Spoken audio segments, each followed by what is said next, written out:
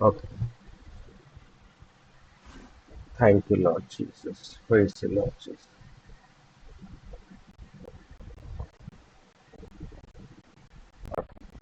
ಈ ವಾಕ್ಯವನ್ನು ಓದಿ. ಮತ್ತಾಯನ ಸುವಾರ್ತೆ 1ನೇ ಅಧ್ಯಾಯ ವಾಕ್ಯ 21. ಮತ್ತಾಯನ ಸುವಾರ್ತೆ 1ನೇ ಅಧ್ಯಾಯ ವಾಕ್ಯ 21.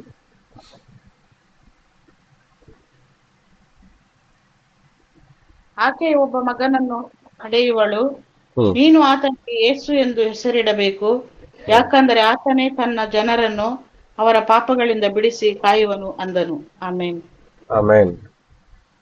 ನೋಡಿ, ನಮ್ಮೆಲ್ಲರಿಗೂ ಗೊತ್ತಿರುವಂತ ವಾಕ್ಯ. ಮರಿಯಳಿಗೆ ಸ್ವರ್ಗದೂತನು ಹೇಳ್ತಾನೆ, ಒಬ್ಬ ಮಗನನ್ನು ಅವಳು ಹಡಿತಾಳೆ ಮತ್ತು ಆ ಮಗನಿಗೆ ಹೆಸರು ಯೇಸು ಎಂದು ಹೆಸರಿಡಬೇಕು. ಯಾಕೆಂದರೆ ಆತನೇ ತನ್ನ ಜನರನ್ನು ಅವರ ಪಾಪಗಳಿಂದ ಬಿಡಿಸಿ ಕಾಯುವನು ಅಂದನು. ಈ ವಾಕ್ಯದ ಮುಖಾಂತರ ಯೇಸು ಎಂಬ ಹೆಸರು, ಅದರ ಅರ್ಥ ಮತ್ತು ಆತನ ಕ್ರಿಯೆ ಏನೆಂಬುದನ್ನು ನಾವು ತಿಳಿಲಿಕ್ಕೆ ಪ್ರಯತ್ನ ಪಡೋಣ. ನೋಡಿ, ನಮ್ಮೆಲ್ಲರಿಗೆ ತಿಳಿದ ಹಾಗೆ ಯೇಸು ಎಂದ ಶಬ್ದದ ಅರ್ಥವೇ ರಕ್ಷಕ ಎಂದು. ಯೆಹೋಶುವ ಎಂಬ ಶಬ್ದ ಅದು ಕಾಲಕ್ರಮೇಣ ಯೇಸು ಎಂದು ಪರಿಗಣಿಸಲಾಗಿದೆ. ಸೊ ಯೇಸು ಎಂದರೆ ರಕ್ಷಕನು, ಕಾಪಾಡುವ ಆತನು, ಕಾಯುವ ಆತನು. ಮೀನ್ಸ್ ಸೇವಿಯರ್, ಇಂಗ್ಲಿಷ್ ಪದ ಸೇವಿಯರ್, ಕಾಪಾಡುವ ಆತನು. ಸೊ ಇವತ್ತಿನ ವಿಷಯವೇ ಇದಾಗಿದೆ, ಯೇಸು ನಮ್ಮ ರಕ್ಷಕನು ಎಂಬುದಾಗಿ. Jesus is our saviour. ನೋಡಿ, ಮನುಷ್ಯರ ಜೀವಿತದಲ್ಲಿ, ನಮ್ಮೆಲ್ಲರ ಬದುಕಿನಲ್ಲಿ ಅನೇಕ ಪ್ರಶ್ನೆಗಳು ಯಾವಾಗಲೂ ಇದೆ, ತೊಂದರೆಗಳು ಯಾವಾಗಲೂ ಇದೆ. ಈ ಭೂಮಿ ಹುಟ್ಟಿದಂದಿನಿಂದ, ಮನುಷ್ಯನ ಸೃಷ್ಟಿ ಆಗಿದಂದಿನಿಂದ, ಮನುಷ್ಯನು ಪಾಪಕ್ಕೆ ಎಂದು ಬಿದ್ದನೋ ಅವತ್ತಿಂದ ಮನುಷ್ಯನ ಬಾಳಲ್ಲಿ ಒಂದಲ್ಲ ಒಂದು ರೀತಿಯ ತೊಂದರೆಗಳನ್ನೇ ಅನುಭವಿಸ್ತಾ ಬಂದಿದ್ದಾನೆ. ಯಾವತ್ತು ಅವನು ಪಾಪಕ್ಕೆ ಬೀಳಲಿಲ್ಲವೋ ಅದಕ್ಕಿಂತ ಮುಂಚೆ ಕರ್ತನು ಈ ಭೂಮಿಯನ್ನು, ಸಕಲ ಸೃಷ್ಟಿಯನ್ನು ಸೃಷ್ಟಿಸಿದ ವೇಳೆಯಲ್ಲಿ ಮನುಷ್ಯನನ್ನು ಸಹ ಸೃಷ್ಟಿಸಿದ ನಂತರ ಪ್ರತಿಯೊಂದನ್ನು ನೋಡುತ್ತಾ ಕರ್ತನು ಈ ರೀತಿಯಾಗಿ ಹೇಳಿದ್ದನ್ನು ನಾವು ನೆನೆಸ್ಬೋದು, ಎಲ್ಲವೂ ಒಳ್ಳೇದಾಗಿತ್ತು ಅಂತ. ಹೌದಾ? 7 ದಿನಗಳನ್ನು ನೇಮಿಸಿದಾಗಲೂ ಆತನು ಹೇಳಿದನು, ಎಲ್ಲ ಸೃಷ್ಟಿಯ ಬಗ್ಗೆ ಒಳ್ಳೇದಾಗಿತ್ತು, ಒಳ್ಳೇದಾಗಿತ್ತು, ಒಳ್ಳೇದಾಗಿತ್ತು. ಸೊ ಈ ಒಳ್ಳೇದಾಗಿರುವ ಸೃಷ್ಟಿ ಮತ್ತು ಮನುಷ್ಯನು ಅದರಲ್ಲಿ ಪ್ರತ್ಯೇಕವಾಗಿ ತನ್ನ ಸ್ವಂತ ಸ್ವರೂಪದಲ್ಲಿ ಸೃಷ್ಟಿಸಿದಂತ ಮನುಷ್ಯನನ್ನು ಸಹ ತಪ್ಪಿಗೆ ಒಳಪಟ್ಟು ಕೆಟ್ಟು ಹೋದನು. ಸೊ ಆವತ್ತಿಂದ ದೇವರಿಗೆ ರಕ್ಷಣೆ ಕಾರ್ಯವನ್ನು ಮಾಡಬೇಕಾದ ಅನಿವಾರ್ಯತೆ ಬಂತು. ಯಾವಾಗ ಕರ್ತನು ಎಲ್ಲಾ ಸೃಷ್ಟಿಯನ್ನು ಸೃಷ್ಟಿಸಿದನೋ ಅವಾಗವರೆಗೆ ಎಲ್ಲವೂ ಒಳ್ಳೆಯದಾಗಿತ್ತು. ಆದರೆ ಮನುಷ್ಯನು ಸ್ವತಃ ತನ್ನ ಬಲಹೀನತೆಯಿಂದ ಬಿದ್ದ ನಂತರ ಆತನನ್ನು ಕಾಪಾಡಬೇಕೆಂಬ ಒಂದು ದೊಡ್ಡ ಸಂಗತಿ ದೇವರ ಮುಂದೆ ಬಂತು. ಅಂದಿನಿಂದ ಇವತ್ತಿಗೆ ಸುಮಾರು 6,000 ವರ್ಷಗಳವರೆಗೆ ಮಾನವನ ರಕ್ಷಣೆಗೆಂದು ದೇವರು ಒಂದೊಂದು ಕಾಲದಲ್ಲಿ, ಒಂದೊಂದು ಏಜ್ ಅಲ್ಲಿ, ಒಂದೊಂದು ಯುಗದಲ್ಲಿ ಬೇರೆ ಬೇರೆ ರೀತಿಯಲ್ಲಿ ದೇವರು ಮನುಷ್ಯನನ್ನು ಕಾಪಾಡುವ ಕೆಲಸವನ್ನು ಮಾಡಿಕೊಳ್ತಾ ಬಂದ. ಆದರೆ ಮನುಷ್ಯನು ಪದೇ ಪದೇ ಕೇಡಿನಲ್ಲಿ ಬೀಳುತ್ತಾ ನಾಶನದಲ್ಲಿಯೇ ಜೀವಿಸ್ತಾ ಬಂದನು. ಅದೇ ರೀತಿಯಾಗಿ ಇವತ್ತು ಸಹ ನಮ್ಮ ಕಣ್ಮುಂದೆ ನಾವು ನೋಡಬಹುದು, ಜನರೆಲ್ಲ ನಾಶನದ ಮಾರ್ಗದಲ್ಲಿದ್ದಾರೆ. ಒಂದಲ್ಲ ಒಂದು ರೀತಿಯ ಕಷ್ಟಗಳು, ರೋಗಗಳು, ದುಃಖಗಳು, ನಾಶನಗಳು, ನೋವುಗಳು, ನಷ್ಟಗಳು, ವಿಪರೀತವಾದ ಸಮಸ್ಯೆಗಳಿಂದ ಮನುಷ್ಯರು ಇವತ್ತು ಸಫರ್ ಮಾಡ್ತಾ ಇದ್ದಾರೆ. ಇವೆಲ್ಲದಕ್ಕೂ ಕೆಡುಕುಗಳು ಅಂತ ಹೇಳ್ಬೋದು. ಆದರೆ ದೇವರು ಈ ಲೋಕವನ್ನು ಎಷ್ಟೋ ಪ್ರೀತಿ ಮಾಡಿ ಈ ಕೇಡಿನಲ್ಲಿ ಬಿದ್ದಿರುವಂತ ಈ ಜನರನ್ನು ಕಾಪಾಡಬೇಕು ಎಂಬ ಉದ್ದೇಶ ತನ್ನ ಹೃದಯದಲ್ಲಿ ಇಟ್ಕೊಂಡ್ರು. ಯಾಕೆ ಅಂತ ಹೇಳಿದ್ರೆ ಈ ಮನುಷ್ಯನನ್ನು ಸೃಷ್ಟಿ ಮಾಡಿದ್ದೇ ದೇವರು. ಸೊ ಹಾಗಾದ್ರೆ ತನ್ನ ಸೃಷ್ಟಿ ತನ್ನ ಎದುರಲ್ಲಿ ನಾಶ ಆಗ್ಬಾರ್ದು, ಈ ಸೃಷ್ಟಿ ಬೆಳೆದು ಮುಂದೆ ಹೋಗ್ಬೇಕು, ಅದು ಫಲವಾಗಿ ಅಂದ್ರೆ ಅನೇಕ ಜನರಾಗಿ ಈ ಭೂಮಿಯಲ್ಲಿ ಬಾಳ್ಬೇಕೆಂಬ ಆಸೆ ಕರ್ತನ ಹೃದಯದಲ್ಲಿತ್ತು. ಆದ್ರೆ ದೇವರ ನೋವಿನ ವಿಷಯ ಏನಪ್ಪಾ ಅಂತ ಹೇಳಿದ್ರೆ ಮನುಷ್ಯನು ಪ್ರತಿ ಸಲ ಕೇಡಿನಲ್ಲಿ ಬೀಳುತ್ತಾ ಬಂದನು. ಇಡೀ ಸೃಷ್ಟಿಯಲ್ಲೇ ನಾವು ಸರ್ಚ್ ಮಾಡಿ ನೋಡಿದ್ರೆ ಈ ಯುಗಗಳಲ್ಲಿ ಮನುಷ್ಯನು ಕೇಡಲ್ಲೇ ಜೀವಿಸ್ತಾ, ಕೆಲವೊಂದು ಕಾಲಘಟ್ಟದಲ್ಲಿ ದೇವರ ಕೃಪೆಯನ್ನು ಹೊಂದಿದಂತ ದೇವ ಭಕ್ತರು ಮಾತ್ರ ರಕ್ಷಣೆಯನ್ನು ನೋಡುತ್ತಾ ಬಂದರೆ ಹೊರತು ಹೆಚ್ಚಿನ ಜನಸಂಖ್ಯೆ ಕೇಡಲ್ಲೇ ಜೀವಿಸುತ್ತಾ, ಕೇಡಲ್ಲೇ ಮುಳುಗುತ್ತಾ, ಕೇಡಲ್ಲೇ ನಾಶವಾಗಿ ಹೋದು. ಆದ್ರೆ ಇದರಿಂದ ಹೊರಗೆ ಬರ್ಲಿಕ್ಕೆ ಅಷ್ಟು ಸುಲಭ ಇರಲಿಲ್ಲ, ಕಠಿಣವಾಗಿತ್ತು ಕೇಡಿನಿಂದ ಆಚೆಗೆ ಬರಲು. ಅದಕ್ಕೋಸ್ಕರ ದೇವರೊಂದು ಉಪಾಯವನ್ನು ಮಾಡಿದ್ರು. ಈ ಮನುಷ್ಯನು ತನ್ನ ಸ್ವಂತ ಶಕ್ತಿಯಿಂದ, ತನ್ನ ಸ್ವಂತ ಆಲೋಚನೆಯಿಂದ, ತನ್ನ ಜೀವಿತದಲ್ಲಿ ಬರುವಂತ ಕೇಡುಗಳಿಂದ, ಸಮಸ್ಯೆಗಳಿಂದ ಪಾರಾಗ್ಲಿಕ್ಕೆ ಸಾಧ್ಯವಿಲ್ಲ ಅಂತ ದೇವರಿಗೆ ಅರ್ಥ ಆಯ್ತು. ಅದಕ್ಕೋಸ್ಕರ ಇವತ್ತಿಂದ 2000 ವರ್ಷಗಳ ಹಿಂದೆ ತಾನೇ ಸ್ವತಃ ದೇವಕುಮಾರನಾಗಿ ಮನುಷ್ಯ ರೂಪವನ್ನು ತಾಳಿ ಈ ಭೂಮಿಗೆ ಮನುಷ್ಯನಾಗಿ ಹುಟ್ಟಿದರು. ಹುಟ್ಟಿ ಒಂದು ಹೆಸರನ್ನು ಪಡೆದುಕೊಂಡು ಬಂದರು. ಆ ಹೆಸರೇ ರಕ್ಷಕನು ಅಂತ. ಆತನು ತನ್ನ ಕೈಯಿಂದ ಸೃಷ್ಟಿ ಮಾಡಿದಂತ, ತನ್ನ ಸ್ವರೂಪದಲ್ಲಿ ಸೃಷ್ಟಿ ಮಾಡಿದಂತ ಜನರನ್ನು ಅವರ ಎಲ್ಲಾ ಪಾಪಗಳಿಂದ ಅವರನ್ನು ಬಿಡಿಸಿ ಕಾಪಾಡ್ಲಿಕ್ಕೆ ಅಂದ್ರೆ ರಕ್ಷಿಸ್ಲಿಕ್ಕೆ ಆತನು ಈ ಭೂಮಿಯಲ್ಲಿ ಬಂದನು. ಇದೇ ದೇವರ ಮುಖ್ಯ ಉದ್ದೇಶವಾಗಿತ್ತು. ಇವತ್ತಿನವರೆಗೂ ಸಹ ದೇವರ ಮುಖ್ಯ ಉದ್ದೇಶ ಪ್ರತಿ ಮನುಷ್ಯನನ್ನು ಪಾಪದಿಂದ ಬಿಡಿಸಿ ಅವನನ್ನು ಮುಕ್ತ ಮಾಡಿ ಅವನಿಗೆ ಒಂದು ಬಿಡುಗಡೆ ಕೊಟ್ಟು ಅವನಿಗೆ ರಕ್ಷಿಸಬೇಕೆಂಬುದೇ ದೇವರ ಎಲ್ಲಕ್ಕಿಂತ ಮೇಲಾದ ಉದ್ದೇಶ. ನೋಡಿ, ಜನರೆಲ್ಲ ತಪ್ಪು ತಿಳ್ಕೊಂಡಿದ್ದಾರೆ.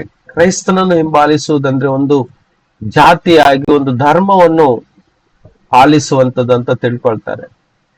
ಇನ್ನು ಕೆಲವರು ಇವತ್ತಿನ ಜನರೇಷನ್, ನ್ಯೂ ಜನರೇಷನ್ ಏನ್ ತಿಳ್ಕೊಳ್ತಾರೆ, it is just a religion ಅಂತ, ಒಂದು ಧರ್ಮ ಅದು. ಹೌದಾ? ಕ್ರೈಸ್ತೆಯ ಒಂದು ಧರ್ಮ ಅಂತ ತಿಳ್ಕೊಂಡಿದ್ದಾರೆ. ಬೇರೆ ಬೇರೆ ರೀತಿಯ ಒಂದು ಧರ್ಮಗಳಿದ್ದಾವೆ, ಅವರಿಗೂ ಒಂದು ದೇವರಿದ್ದಾರೆ. ಅದೇ ರೀತಿ ನಮ್ಮ ಕ್ರೈಸ್ತ ಜನಾಂಗಕ್ಕೂ ಒಂದು ದೇವರಿದ್ದಾರೆ ಎಂಬ ಒಂದು ಧಾರ್ಮಿಕವಾದ ಒಂದು ರೀತಿಯಲ್ಲಿ ಅವರು ನೋಡ್ತಾರೆ. ಯಾರು? New generation. ಆದ್ರೆ ದೇವರ ಮುಖ್ಯ ಉದ್ದೇಶವನ್ನು ಅನೇಕರು ಅರ್ಥ ಮಾಡ್ಕೊಳ್ಳಿಕ್ಕೆ ಆಗ್ತಾ ಇಲ್ಲ. ಎಷ್ಟು ಸಿಂಪಲ್ ಆಗಿದೆ ವಿಷಯ, ತುಂಬಾ ಸಿಂಪಲ್ ಆಗಿದೆ. ಯೇಸು ಕ್ರಿಸ್ತನನ್ನು ನಂಬುವುದೆಂದರೆ ಒಂದೇ ವಿಷಯ, ಏನು? ಅವರನ್ನು ಪಾಪಗಳಿಂದ ಬಿಡಿಸಿ ಅವರನ್ನು ನಿತ್ಯವಾದ ಜೀವಿತವನ್ನು ಕೊಟ್ಟು ಅವರನ್ನು ಕಾಪಾಡಬೇಕು, ರಕ್ಷಿಸಬೇಕು, ಪುನಃ ಅವರು ನಿರಂತರವಾಗಿ ಬಾಳ್ಬೇಕು ಎಂಬುದೇ ಕರ್ತನಾದ ಯೇಸುವಿನ ಮುಖ್ಯ ಉದ್ದೇಶ. ಬೇರೆ ಏನು ಆಸೆ ಪಡಲ್ಲ ದೇವರು ನಮ್ಮಿಂದ. ಸಿಂಪಲ್ ಆದಂತ ಸಂಗತಿಗಳಾಗಿವೆ ಇವೆಲ್ಲ. ಆದ್ರೆ ಈ ಲೋಕ ಬೇರೆ ರೀತಿಯಲ್ಲಿ ಈ ಧಾರ್ಮಿಕತೆಯನ್ನು ಅಥವಾ ಈ ಕ್ರೈಸ್ತತ್ವವನ್ನು ಅರ್ಥ ಮಾಡಿಕೊಂಡಿದ್ದಾರೆ. ತುಂಬಾ ಕಾಂಪ್ಲಿಕೇಶನ್ ಮಾಡಿಬಿಟ್ಟಿದ್ದಾರೆ ಈ ಲೋಕ. ಇದು ಸೈತಾನನ ಟ್ರಿಕ್ ಆಗಿದೆ, ಪ್ಲಾನ್ ಆಗಿದೆ. ಅಂದ್ರೆ ದೇವರನ್ನು ಅರಿತುಕೊಳ್ಳುವುದು ಮತ್ತೆ ದೇವರನ್ನು ಹಿಂಬಾಲಿಸುವುದೆಂದರೆ ತುಂಬಾ ತುಂಬಾ ಕಠಿಣವಾದಂತ ಮತ್ತು ಅನೇಕ ಕ್ರಮಗಳುಳ್ಳ ಸಂಗತಿಗಳಾಗಿವೆ ಎಂದು ಒಂದು ಭಾರವಾದ ಕಲ್ಪನೆಯನ್ನು ಮನುಷ್ಯನ ಚಿಂತೆಯೊಳಗೆ ಹಾಕ್ಬಿಟ್ಟಿದ್ದಾನೆ. ಯಾರು? ದುಷ್ಟನು, ಸೈತಾನನು. ಆದ್ರೆ ದೇವರು ನಿಜವಾಗಿಯೂ ಎಷ್ಟು ಪ್ರೀತಿಸ್ತಾರೆ ಅಂತ ಹೇಳಿದ್ರೆ, ನಮ್ಮೆಲ್ಲರಿಗೋಸ್ಕರ ತುಂಬಾ ಸುಲಭವಾದ ರೀತಿಯಲ್ಲಿ, ನಮಗೆ ಅರ್ಥವಾಗುವ ರೀತಿಯಲ್ಲಿ ಹೇಳಿಕೊಟ್ಟಿದ್ದಾರೆ.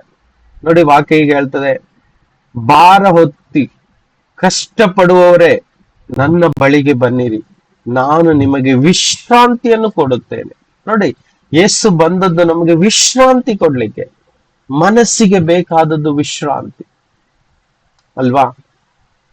ಯಾಕೆ ಈ ಲೋಕದಲ್ಲಿ ಮನುಷ್ಯನು ಪಾಪಗಳಿಗೆ ಸಿಲುಕಿ ಕೇಡುಕನ ಕೈಯಲ್ಲಿ, ಯಾರ ಕೈಯಲ್ಲಿ? ಕೆಡುಕನ ಕೈಯಲ್ಲಿ ಸಿಕ್ಕಾಕೊಂಡ್ಬಿದ್ದು ವಿಶ್ರಾಂತಿ ಇಲ್ಲದೆ ತವಕ ಪಡ್ತಾ ಇದ್ದಾರೆ. ಉದಾಹರಣೆಗೆ ಬೈಬಲ್ ಅಲ್ಲಿ ನೋಡುವುದಾದ್ರೆ, ಇಸ್ರಾಯೇಲ್ ಪ್ರಜೆಯು 400ರಷ್ಟು ವರ್ಷಗಳ ಕಾಲ ದುಷ್ಟ ಸಾಮ್ರಾಜ್ಯದಲ್ಲಿ ಕೆಡುಕರ ಕೈಯಲ್ಲಿ ಬಿದ್ದು ಗುಲಾಮತನದಲ್ಲಿ ಜೀವಿಸ್ತಾ ಇದ್ರು ಅಲ್ವಾ?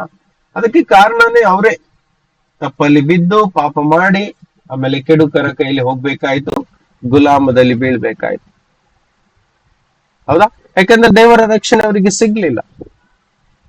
ಅದಕ್ಕೋಸ್ಕರ ದೇವರು ಈ ಮನುಷ್ಯರಿಗೆ ತಾನು ಸ್ವತಃ ತನ್ನನ್ನು ಕಾಪಾಡಿಕೊಳ್ಳಿಕ್ಕೆ ಶಕ್ತಿ ಇಲ್ಲ ಅಂತ ತಿಳಿದಕ್ಕೋಸ್ಕರವೇ ತಾನು ಮನುಷ್ಯನಾಗಿ ಈ ಭೂಮಿಗೆ ಇಳಿದು ಬಂದು ನಾನು ರಕ್ಷಕನು ಎಂಬುದಾಗಿ ಈ ಲೋಕಕ್ಕೆ ತೋರಿಸಿಕೊಟ್ರು. ಏನು? ತಾನು ರಕ್ಷಕನು ಎಂಬುದಾಗಿ ಈ ಲೋಕಕ್ಕೆ ತೋರಿಸಿಕೊಟ್ರು. ಜನರಿಗೆ ಬೇಕಾಗಿರುವುದು ಸಹಾಯ. ನೋಡಿ, ಒಂದಲ್ಲ ಒಂದು ರೀತಿಯಲ್ಲಿ ಇವತ್ತು ಇಡೀ ಜನಾಂಗ ಸಹಾಯವನ್ನು ಕೋರ್ತಾ ಇದೆ. ಅವರಿಗೆ ಸಹಾಯ ಬೇಕು, ಪ್ರೊಟೆಕ್ಷನ್ ಬೇಕು, ಸೇಫ್ಟಿ ಬೇಕು. ಅದಕ್ಕೆ ಸೇಫ್ಟಿ ಬೇಕಾದ್ರೆ ಒಬ್ಬ ಸೇವಿಯರ್ ಬೇಕು, ರಕ್ಷಕ ಬೇಕು. ಒಂದು ದೇಶವನ್ನು ಕಾಪಾಡಬೇಕಾದ್ರೆ ಒಂದು ಉತ್ತಮವಾದ ದೇಶಕ್ಕೆ ಒಬ್ಬ ಲೀಡರ್ ಬೇಕು. ಹೌದಾ? ಒಳ್ಳೆ ಉತ್ತಮವಾದ ಲೀಡರ್ ಇದ್ರೆ ಆ ದೇಶವನ್ನು ಕಾಪಾಡ್ತಾನೆ. ಇಲ್ಲದಿದ್ರೆ ಆ ದೇಶ ಹಾಳಾಗ್ಲಿಕ್ಕೂ ಸಾಧ್ಯತೆ ಇದೆ. ಕೆಟ್ಟ ವ್ಯಕ್ತಿಗಳು ಲೀಡರ್ ಆದ್ರೆ ಆ ದೇಶವನ್ನು ಹಾಳು ಮಾಡ್ತಾರೆ. ನಮಗೆ ತಿಳಿದಿರುವ ಹಾಗೆ ಇವತ್ತು ಇರಾನ್ ಮೇಲೆ ಯುದ್ಧ ಆರಂಭವಾಗಿದೆ. ಇಸ್ರಾಯೇಲ್ ಮತ್ತು ಅಮೆರಿಕ ಸೇರಿ ಇರಾನ್ ಅನ್ನು ಹೊಡಿತಾ ಇದೆ. ಅದರ ಜೊತೆಗೆ ಮಿಡ್ಲ್ ಈಸ್ಟ್ ಅಲ್ಲಿರುವಂತಹ ಅನೇಕ ಅರಬ್ ದೇಶಗಳ ಮೇಲೆ ಸಹ ಮಿಸೈಲ್ಗಳು ಬಿದ್ದಿದೆ. ಇಂಡಿಯಾದಲ್ಲಿರುವಂತಹ ಅನೇಕರು ಅಲ್ಲಿದ್ದಾರೆ, ಎಲ್ಲ ಭಯಭೀತರಾಗಿದ್ದಾರೆ. ಇಡೀ ಪ್ರಪಂಚವೇ ಕಣ್ಣು ಅಲ್ಲಿ ಸರಿದಿದೆ. ನೀವು ಟಿವಿ ಆನ್ ಮಾಡಿದ್ರೆ ಸಾಕು, ಎಲ್ಲಾ ಟಿವಿ ಚಾನೆಲ್ಗಳಲ್ಲಿ ಯುದ್ಧದ ಮಾಹಿತಿಗಳು ಸಂಗ್ರಹವಾಗ್ತಿದೆ. ಇರಾನ್ ಮಾಡಿದಂತ ದೊಡ್ಡ ಕೇಡು ಕೆಲಸ ಏನು ಅಂತ ಹೇಳಿದ್ರೆ, ತನ್ನ ಸ್ವಂತ ಜನರನ್ನೇ, ಅದು 30,000 ಅಂತಾರೆ, ಖಂಡಿತವಾಗಿ ಅದು ಜಾಸ್ತಿ ಆಗಿದೆ, 1,00,000 ಹತ್ತಿರ ಆಗಿರ್ಬೋದು, ತನ್ನ ಸ್ವಂತ ಪ್ರಜೆಗಳನ್ನೇ ಕೊಲೆ ಮಾಡಿದ್ರು. ಕ್ರೂರವಾಗಿ ತನ್ನ ಸ್ವಂತ ಜನರನ್ನೇ ಕೊಲೆ ಮಾಡಿದ್ರು. ಇಂಥ ಒಂದು ಕೆಟ್ಟ ಪ್ರಪಂಚದಲ್ಲಿ ನಾವೆಲ್ಲರೂ ಜೀವಿಸ್ತಾ ಇರೋದು. ಅರ್ಥ ಆಗ್ತಿದೆಯಲ್ಲ? ಹಾಗಾದ್ರೆ ಈ ಕೆಟ್ಟ ಪ್ರಪಂಚದಿಂದ, ಈ ಕೆಟ್ಟ ಪ್ರಪಂಚ ಅಂತ ಹೇಳಿದ್ರೆ, ಈ ಕೆಟ್ಟ ಪ್ರಪಂಚದಲ್ಲಿ ಕೆಟ್ಟದಾದ ಪಾಪಗಳಿದ್ದಾವೆ, ಟೆರರಿಸಂ ಇದ್ದಾವೆ, ಧಾರ್ಮಿಕ ಹೆಸರಿನಲ್ಲಿ ಕೊಲೆ, ಜಗಳ, ಹೊಡೆತ, ಹೌದಾ, ನಷ್ಟ, ಕೇಡುಗಳು ಉಂಟಾಗ್ತಾ ಇರ್ತವೆ. ಇಂಥ ಕೇಡುಗಳಿಂದ ಕಾಪಾಡುವಂತ ಯಾರು? ದೇಶದ ಲೀಡರ್, ಹೌದಾ, ಆ ಪ್ರಜೆಗಳ ಪ್ರಜಾಪತಿ ಆ ಜನರನ್ನೇ ಕಾಪಾಡ್ಲಿಕ್ಕೆ ಆತನಲ್ಲಿ ಸಾಧ್ಯವಿಲ್ಲದೆ ಇದ್ದರೆ ಮತ್ತೆ ಆ ಜನರಿಗೆ ಆಶ್ರಯ ಎಲ್ಲಿದೆ ಹೇಳಿ? ಅದಕ್ಕೋಸ್ಕರ ಜನರನ್ನು ಕೇಡುಗಳಿಂದ ಕಾಪಾಡ್ಲಿಕ್ಕೋಸ್ಕರವೇ ಒಬ್ಬ ಪ್ರಜಾಪತಿಯಾಗಿ ಯೇಸು ಈ ಧರೆಗೆ ಇಳಿದು ಬಂದರು. ನೋಡಿ, ನಾವು ಚಿಕ್ಕ ಚಿಕ್ಕ ವಿಷಯಕ್ಕೆ ತುಂಬಾ ವ್ಯಥೆ ಪಡ್ತೀವಿ. ಆದ್ರೆ ದೇವರ ದೃಷ್ಟಿಯಲ್ಲಿ ದೊಡ್ಡ ಪ್ರಪಂಚದಲ್ಲಿ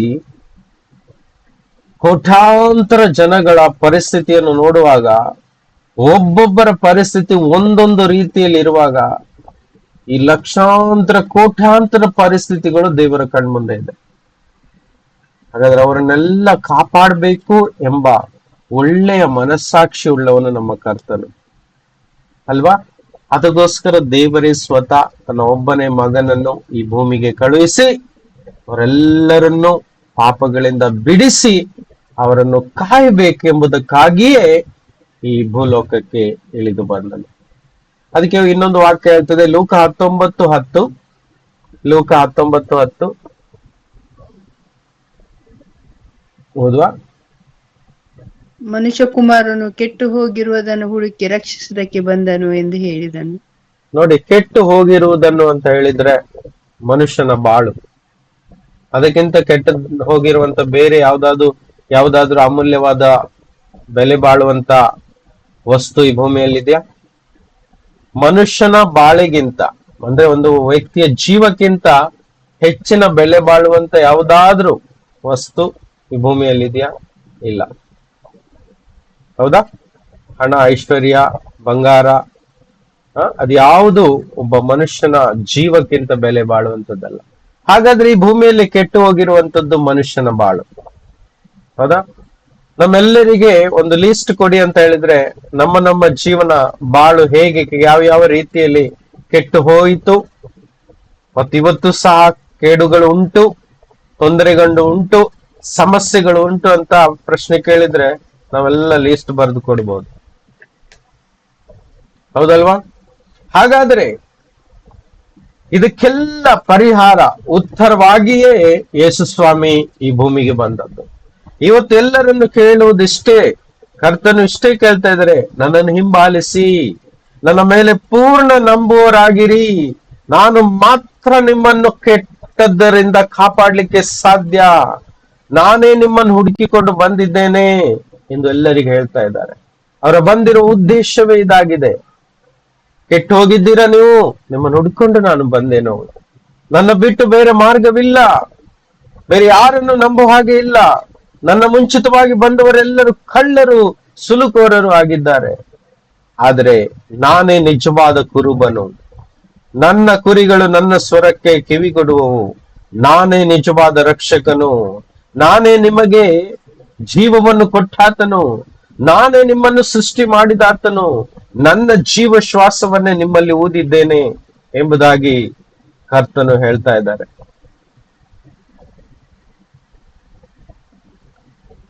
ನಮ್ಮ ಚಿಂತೆ ಕರ್ತನ ಆಶ್ವಾಸನೆ ಕೊಡುವಂತ ಮಾತುಗಳಿಗಿಂತ ಈ ಲೋಕದ ಭಯವನ್ನು ಹುಟ್ಟಿಸುವ ಚಿಂತೆಗಳೇ ಜಾಸ್ತಿಯಾಗಿ ನಾವು ಧ್ಯಾನಿಸ್ತಾ ಇರ್ತೇವೆ ಅಲ್ವಾ? ನಾವು ಜಾಸ್ತಿಯಾಗಿ ಹಗಲು ರಾತ್ರಿ ನಮ್ಮ ಮನಸ್ಸಿನಲ್ಲಿ ಓಡುವಂತ ಸಂಗತಿಗಳು ಯಾವುದು? ಈ ಲೋಕದ ಕೆಟ್ಟತನವೇ ಜಾಸ್ತಿಯಾಗಿ ಓಡ್ತಾ ಇರುತ್ತೆ.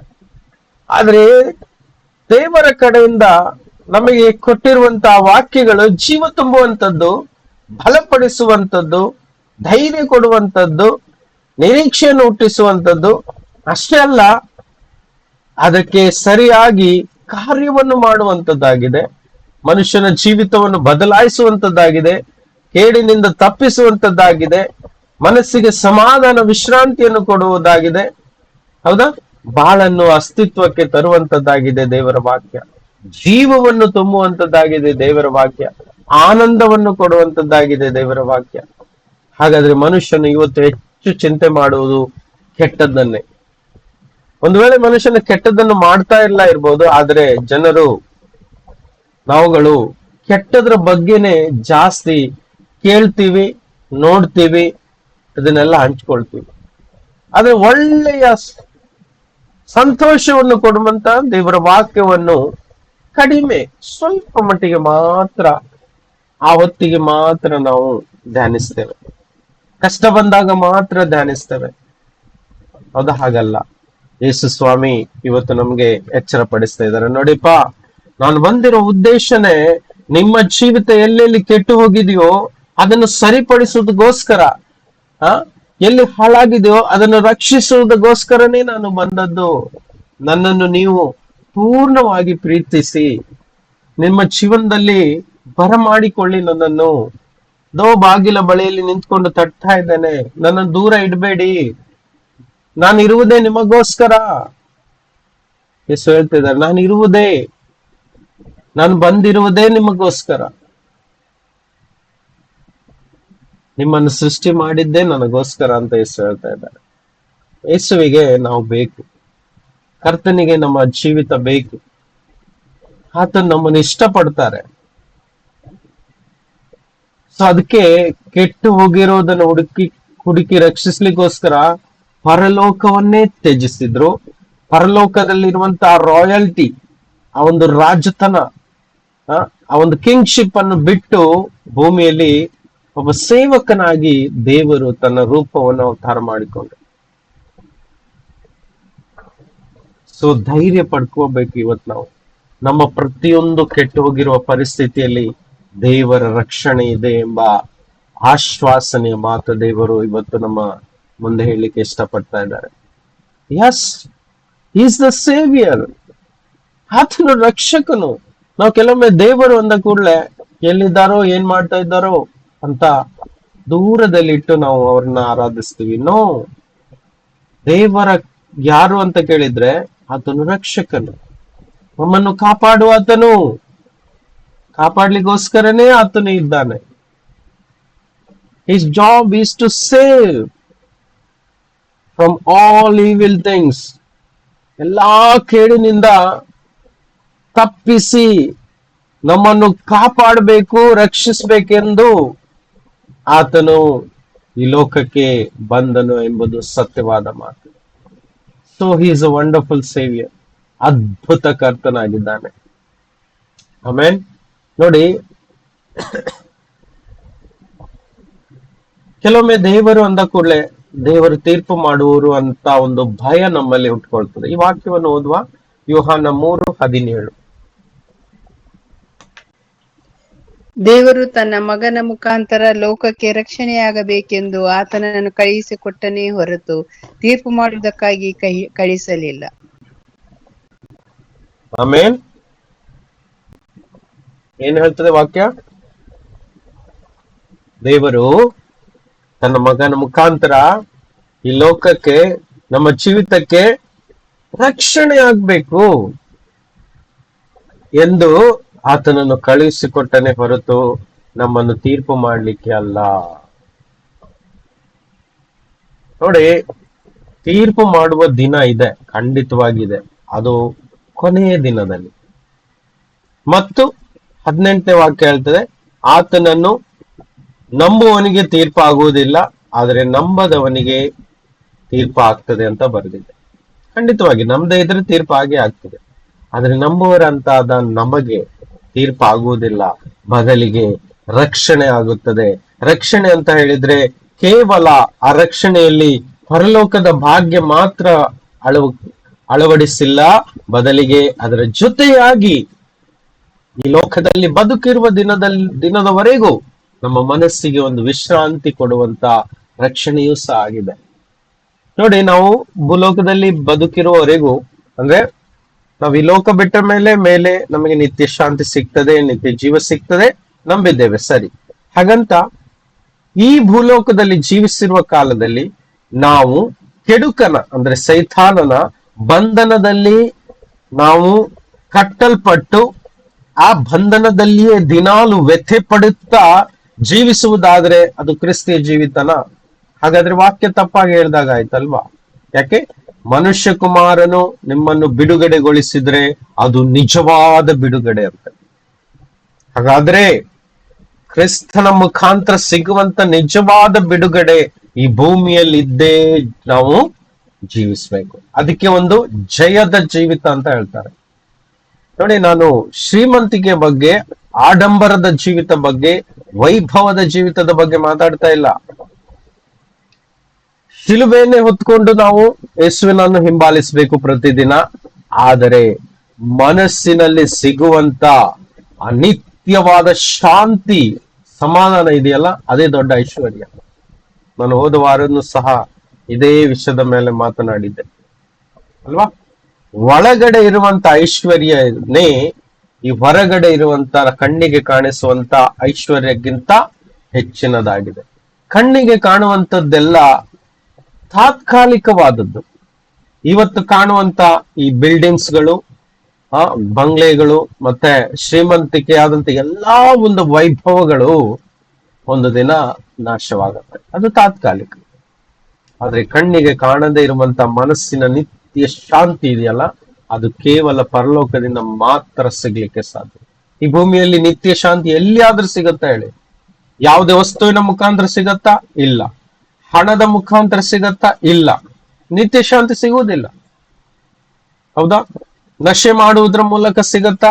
ಮನೋರಂಜನೆ ಮಾಡುವುದರ ಮೂಲಕ ಸಿಗತ್ತಾ? ಇಲ್ಲ, ಸ್ವಲ್ಪ ಹೊತ್ತಿಗೆ ಮಾತ್ರ, ಸ್ವಲ್ಪ ಹೊತ್ತಿಗೆ ಮಾತ್ರ. ಅದಕ್ಕೆ ವಾಕ್ಯ ಹೀಗೆ ಬರೆಯಲ್ಪಟ್ಟಿದೆ, ಕಾಣುವುದೆಲ್ಲ ತಾತ್ಕಾಲಿಕ, ಕಾಣದೇ ಇರುವಂತದ್ದು ಶಾಶ್ವತ ಎಂಬುದಾಗಿ. ಕಾಣದೇ ಇರುವಂತ ನಮ್ಮ ಯೇಸು ಕ್ರಿಸ್ತನ ಪ್ರೀತಿ, ಆತನು ಕೊಡುವಂತ ಶಾಂತಿ, ನೆಮ್ಮದಿ, ಆತನು ಕೊಡುವಂತ ಆರೋಗ್ಯ, ಆತನು ಕೊಡುವಂತ ನಿತ್ಯವಾದಂತ ಆ ನೀತಿ ಇದೆಯಲ್ಲ, ಅದು ಶಾಶ್ವತವಾದದ್ದು. ಅದು ಶಾಶ್ವತವಾದದ್ದು. ಅದಕ್ಕೋಸ್ಕರ ಆ ನೀತಿಯನ್ನು ನಮ್ಮ ಜೀವಿತದಲ್ಲಿ ಕಾಪಾಡಿಟ್ಕೊಳ್ಬೇಕು. ಅದನ್ನು ಹಾಳು ಮಾಡ್ಲಿಕ್ಕೆ ಬಿಡಬಾರ್ದು. ಯಾಕೆ? ಅದು ಎಲ್ಲಕ್ಕಿಂತ ಶ್ರೀಮಂತವಾದ ಸಂಗತಿಗಳಾಗಿವೆ. ಎಸ್, ಅದಕ್ಕೆ ಯೇಸು ಹೇಳಿದ್ದು, ಭಾರ ಹೊತ್ತಿದ್ದೀರಾ ನನ್ನ ಬಳಿಗೆ ಬನ್ನಿ, ಕಷ್ಟ ಪಡ್ತಾ ಇದ್ದೀರಾ ನನ್ನ ಬಳಿಗೆ ಬನ್ನಿ, ನಾನ್ ನಿಮಗೆ ವಿಶ್ರಾಂತಿ ಕೊಡ್ಲಿಕ್ಕೆಂದೇನೆ ಬಂದಿದ್ದೇನೆ. C, in Christ we have freedom. ಕ್ರಿಸ್ತ ಯೇಸುವಿನಲ್ಲಿ ಮಾತ್ರವೇ ನಮಗೆ ನಿಜವಾದ ಫ್ರೀಡಮ್ ಇದೆ. The true freedom. It's not about money. ಇದು ಹಣವಲ್ಲ, ಶ್ರೀಮಂತಿಕೆ ಅಲ್ಲ, ವೈಭವ ಅಲ್ಲ. ಇದು ಕ್ರಿಸ್ತನಲ್ಲಿ ಸಿಗುವಂತ ಸ್ವಾತಂತ್ರ್ಯ ಉಂಟಲ್ಲ, ಅದು ದೇವರ ರಾಜ್ಯವಾಗಿದೆ, ನಿತ್ಯ ಸಮಾಧಾನವಾಗಿದೆ, ಬಿಡುಗಡೆಯಾಗಿದೆ, ಜಯವಾಗಿದೆ, ಅದು ಧೈರ್ಯ, ಬಲವಾಗಿದೆ. ಅದು ಬಲವನ್ನು ಪ್ರಕಟ ಮಾಡುತ್ತೆ, ಅದು ಧೈರ್ಯವನ್ನು ಪ್ರಕಟಿಸುತ್ತದೆ, ಅದು ಶಕ್ತಿಯನ್ನು ಪ್ರಕಟಿಸುತ್ತದೆ, ಅದು ಅಸಾಧ್ಯವಾದ ಸಂಗತಿಗಳನ್ನು ಸಾಧ್ಯವಾಗುವಂತೆ ಮಾಡುತ್ತದೆ. ಅದೇ ಕ್ರಿಸ್ತನಲ್ಲಿರುವಂತಹ ಬಿಡುಗಡೆ, ಸ್ವಾತಂತ್ರ್ಯವಾಗಿದೆ. Thank you Jesus. ನೋಡಿ, ಯೇಸು ಒಂದು ಪ್ರಾರ್ಥನೆ ಮಾಡಲಿಕ್ಕೆ ನಮಗೆ ಕಲಿಸಿದ್ದಾರೆ. Matthew chapter 6 verse 13. ಮತ್ತಾಯನ ಸುವಾರ್ತೆ 6:13 ಓದುವ. ನಮ್ಮನ್ನು ಶೋಧನೆಯೊಳಗೆ ಸೇರಿಸದೆ ಕೇಡಿನ ನಮ್ಮನ್ನು ತಪ್ಪಿಸು. ನಮ್ಮನ್ನು ಶೋಧನೆಗೆ ಒಳಪಡಿಸದೆ ಏನು? ಕೇಡಿನಿಂದ ತಪ್ಪಿಸಿ. ಶೋಧನೆಗೆ ಒಳಪಡಿಸದೆ ಕೇಡಿನಿಂದ ನಮ್ಮನ್ನು ತಪ್ಪಿಸಿ ಅಂತ ವಾಕ್ಯ ಹೇಳ್ತಾ ಇದೆ. ಈ ಲೋಕದಲ್ಲಿ ಶೋಧನೆ ಉಂಟು. ಓಕೆ, ಇಂಗ್ಲಿಷ್ ಅಲ್ಲಿ ಸ್ವಲ್ಪ ಓದುವ. Do not lead us into temptation but deliver us from the evil one. ಕೇಡು ಅಂತ ಹೇಳಿದ್ರೆ ಕೆಡುಕನಿಂದ ಬರುವಂತದ್ದಾಗಿದೆ. ಹಾಗಾದ್ರೆ ಏನೆಲ್ಲ ಕೇಡು ಈ ಭೂಮಿಯಲ್ಲಿದೆ, ನಮ್ಮ ಜೀವಿತದಲ್ಲಿದೆ, ಅವೆಲ್ಲ ಕೆಡುಕನಿಂದ ಬಂದಿದೆ. ಅದನ್ನು ತರುವವನು ಒಬ್ಬನಿದ್ದಾನೆ. ಹೌದಾ? ಆತನು ಬರುವುದೇ ಯಾತಕ್ಕಾಗಿ? ನಾಶ ಮಾಡಲು ಮತ್ತು ಕದ್ದುಕೊಳ್ಳಲು ಮತ್ತು ಕೊಲೆ ಮಾಡಲು. ಹೌದಾ? ಹಾಗಾದ್ರೆ ಆ ಕೆಡುಕನ್ನು ಮಾಡುವಂತದ್ದೆಲ್ಲ ಕೇಡಿನ ಕೆಲಸ. ಹಾಗಾದ್ರೆ ಯೇಸು ಹೇಳ್ತಾ ಇದ್ದಾರೆ, ನೀವು ದಿನಾಲು ಪ್ರಾರ್ಥನೆ ಮಾಡುವಾಗ ಕೆಡುಕನು ನಿಮ್ಮನ್ನು ಕೇಡಿನಲ್ಲಿ ಬೀಳಿಸಿ ಶೋಧನೆಗೆ ಒಳಪಡಿಸಿ ನಿಮ್ಮನ್ನು ನಾಶ ಮಾಡದಂತೆ ತಪ್ಪಿಸಿ ಎಂಬುದಾಗಿ ಪ್ರಾರ್ಥಿಸಿ ಎಂದು ಕಲಿಸಿದ್ದಾರೆ. So here is the importance. ನೋಡಿ, ಈ ಭೂಮಿಯಲ್ಲಿ ಕೇಡು ಕೊನೆವರೆಗೂ ಇದೆ. ಯೇಸು ಒಂದ್ ಕಡೆ ಹೇಳ್ತಾರೆ, ನಿಮ್ಮನ್ನು ನಾನು ತೋಳಗಳ ಮಧ್ಯೆ ಕಳಿಸ್ತಾ ಇದ್ದೀನಿ ಅಂತ. ನೋಡಿ, ಯೇಸು ಹೇಳ್ತಾ ಇದ್ದಾರೆ, ನಿಮ್ಮನ್ನು ತೋಳಗಳ ಮಧ್ಯೆ ಕಳಿಸ್ತಾ ಇದ್ದೀನಿ. ಹೇಳಿದಾರ? ಆದ್ರೆ ತೋಳಗಳು ನಿಮ್ಮನ್ನು ಮುಟ್ಲಿಕ್ಕೆ ಸಾಧ್ಯವಿಲ್ಲ. ಯಾವಾಗ? ನಾವು ಕರ್ತನ ಕೈಯನ್ನು ಹಿಡಿದುಕೊಂಡು ನಿಲ್ಲುವುದಾದ್ರೆ ಮಾತ್ರ. ಇಲ್ಲದೆ ಇದ್ರೆ ಆ ತೋಳಗಳ ಮಧ್ಯದಲ್ಲಿ ತೋಳಗಳು ಬಂದು ನಮ್ಮನ್ನು ಕೆಡಿಸಿ ಶೋಧನೆಗೆ ಒಳಪಡಿಸಿ ನಮ್ಮನ್ನು ದೇವರ ಸನ್ನಿಧಿಯಿಂದ, ದೇವರ ಯೋಜನೆಯಿಂದ ನಮ್ಮನ್ನು ಹೊರಗಡೆ ತಳ್ಳಿಬಿಟ್ಟು ನಮ್ಮನ್ನು ನಾಶಪಡಿಸ್ಲಿಕ್ಕೂ ಸಾಧ್ಯವಿದೆ. ಯಾರನ್ನು ನುಂಗಲಿ ಎಂದು ಸಿಂಹದ ಉಪಾದಿಯಲ್ಲಿ ದುಷ್ಟನು ಯಾವಾಗಲೂ ಹೊಂಚು ಹಾಕ್ತಾನೇ ಇರ್ತಾನೆ. ಹಾಗಾದ್ರೆ ಈ ಹೊಂಚಿನಿಂದ, ಈ ಕೇಡಿನಿಂದ ನಮ್ಮನ್ನು ತಪ್ಪಿಸಪ್ಪ ಅಂತ ಬೆಳಿಗ್ಗೆ ಎದ್ದು ಪ್ರಾರ್ಥನೆ ಮಾಡಿ ನಾವು ಮುಂದೆ ಹೋಗುವಾಗ ಆವತ್ತಿನ ಪ್ರೊಟೆಕ್ಷನ್, ಆವತ್ತಿನ ರಕ್ಷಣೆ ನಮಗೆ ಸಿಗ್ತದೆ. ನೋಡಿ, ನಮ್ಮ ಪ್ರತಿ ಹೆಜ್ಜೆಯಲ್ಲೂ ಕೇಡು ನಮ್ಮನ್ನು ಕಾಯ್ತಾ ಇರ್ತದೆ. ಪ್ರತಿ ಹೆಜ್ಜೆಯಲ್ಲೂ ಕೇಡು ಕಾಯ್ತಾ ಇರ್ತದೆ, ಹೌದಲ್ವಾ? ನೋಡಿ, ಪ್ರತಿ ದಿನ ನಾವು ಹೀಗೆ ನಮ್ಮ ಜೀವಿತದ ಒಂದೊಂದು ದಿನಗಳು ಕಳೀತಾ ಇರುವಾಗ, ನಮ್ಮ ಇಷ್ಟು ವರ್ಷದ ಜೀವಿತ ಕಾಲದಲ್ಲಿ ನಾವು ಎಷ್ಟು ಕೇಡುಗಳನ್ನು ದಾಟಿ ಬಂದಿದ್ದೇವೆ, ಎಷ್ಟು ಕೇಡುಗಳನ್ನು ಫೇಸ್ ಮಾಡಿದ್ದೇವೆ, ಎಷ್ಟು ಕೇಡುಗಳನ್ನು ಅನುಭವಿಸಿದ್ದೇವೆ ಹೇಳಿ. ಆದರೂ ದೇವರು ನಂಬಿಗಸ್ತನಾಗಿ, ಪ್ರೀತಿಯುಳ್ಳವನಾಗಿ, ಕರುಣಾಮಯಿಯಾಗಿ ನಮ್ಮನ್ನು ಎಷ್ಟೋ ಸಲ ಕಾಪಾಡಿದ್ದಾರೆ, ಹೌದಾ? ನಮ್ಮ ಹೆಜ್ಜೆ, ನಮ್ಮ ಕಾಲು ಕಲ್ಲಿಗೆ ತಗಲದಂತೆ ಎಷ್ಟೋ ಸಲ ಕಾಪಾಡಿದ್ದಾರೆ, ನಮ್ಮನ್ನು ಬೀಳ್ಲಿಕ್ಕೆ ಬಿಡ್ಲಿಲ್ಲ.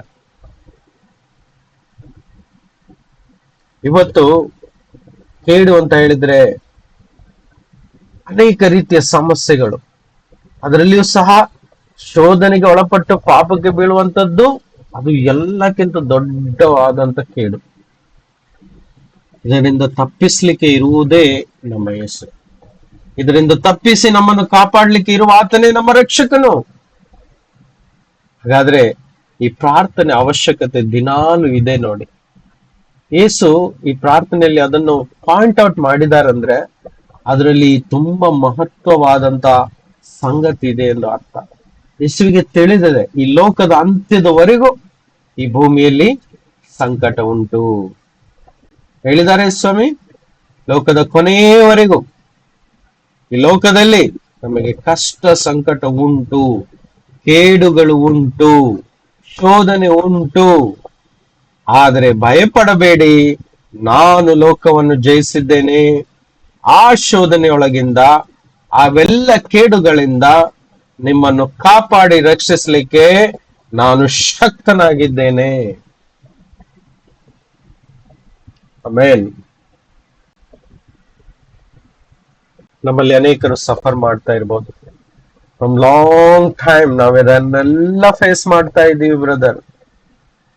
ಇದರ ಮುಖಾಂತರ ನಾವು ಜೀವಿಸ್ಕೊಂಡು ಹೋಗ್ತಾ ಇದ್ದೀವಿ. ಈ ದುಃಖ ಭಾರ ಮಿತಿ ಮೀರಿ ಹೋಗಿದೆ. ನೋಡಿ, ಒಂದು ಮಾತ್ರ ಸತ್ಯ, ಇವೆಲ್ಲವುಗಳಿಂದ ತಪ್ಪಿಸಿ ಕಾಪಾಡ್ಲಿಕ್ಕೆ ಈ ಭೂಮಿಯಲ್ಲಿ ಯಾವ ಶಕ್ತಿ ಇಲ್ಲ, ಕೇವಲ ನಮ್ಮ ಯೇಸು ಮಾತ್ರ ಇದರಿಂದ ಕಾಪಾಡ್ಲಿಕ್ಕೆ ಸಾಧ್ಯ. ಇದೇ ಸತ್ಯ. ಬೇರೆ ಯಾವ ಶಕ್ತಿ, ಯಾವ ಒಂದು ಯೋಜನೆ, ಯಾವ ಒಂದು ಉಪಾಯ ನಮ್ಮ ಮುಂದೆ ಇಲ್ಲ. ಎಸ್, ಒಂದೇ ಉಪಾಯ ಇರೋದು, ಅದು ಯೇಸು ಮಾತ್ರ. ಬೇರೆ ಯಾವ ಉಪಾಯ ಇಲ್ಲ. ನಿಮ್ಮ ಮುಂದೆ ಆ ಕೇಡು ಕಾಣಿಸ್ತಾ ಇದೆ, ಇವತ್ತು ನಿಮ್ಮ ಮುಂದೆ ನಿಂತ್ಕೊಂಡಿದೆ. ಇದರಿಂದ ಎಸ್ಕೇಪ್ ಆಗದೆ ಎಷ್ಟೋ ವರ್ಷಗಳಾಯ್ತು ಅಂತ ಹೇಳ್ಬೋದು. ನೋಡಿ, ಈ ವರ್ಷಗಳ ದೇವರ ಸನ್ನಿಧಿಯಲ್ಲಿ ಏನೂ ಅಲ್ಲ, ಏನು ಅಲ್ಲ. ಅದು ಜಸ್ಟ್ ನಂಬರ್, ಅದು ಕೇವಲ ಸಂಖ್ಯೆ ಅಷ್ಟೇ. ವರ್ಷಗಳೆನ್ನುವುದು 38 ವರ್ಷಗಳಿಂದ ಬೆತ್ಸೇದ ಕೊಳದ ಹತ್ತಿರ ಒಬ್ಬ ವ್ಯಕ್ತಿ ಕೇಡಿನಿಂದ ಬಂಧಿಸಲ್ಪಟ್ಟು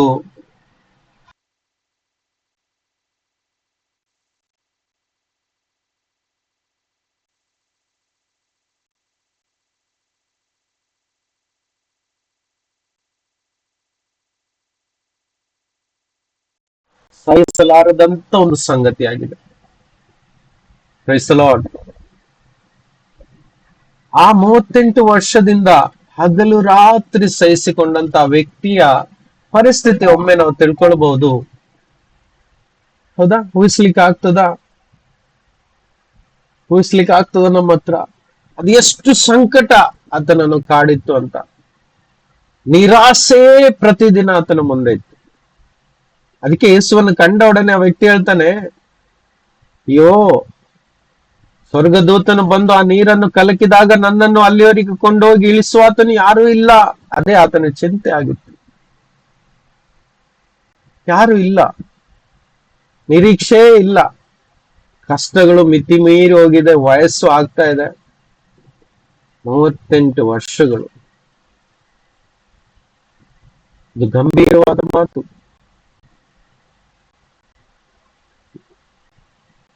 ರೋಗದಲ್ಲಿ ಬಂಧಿತನಾಗಿ ಒಂದು ತರ ಸೆರೆಮನೆಯ ವಾಸ ಆ ರೋಗಿಗಳ ಮಧ್ಯದಲ್ಲಿ 38 ವರ್ಷಗಳು ಕಳೆದನು.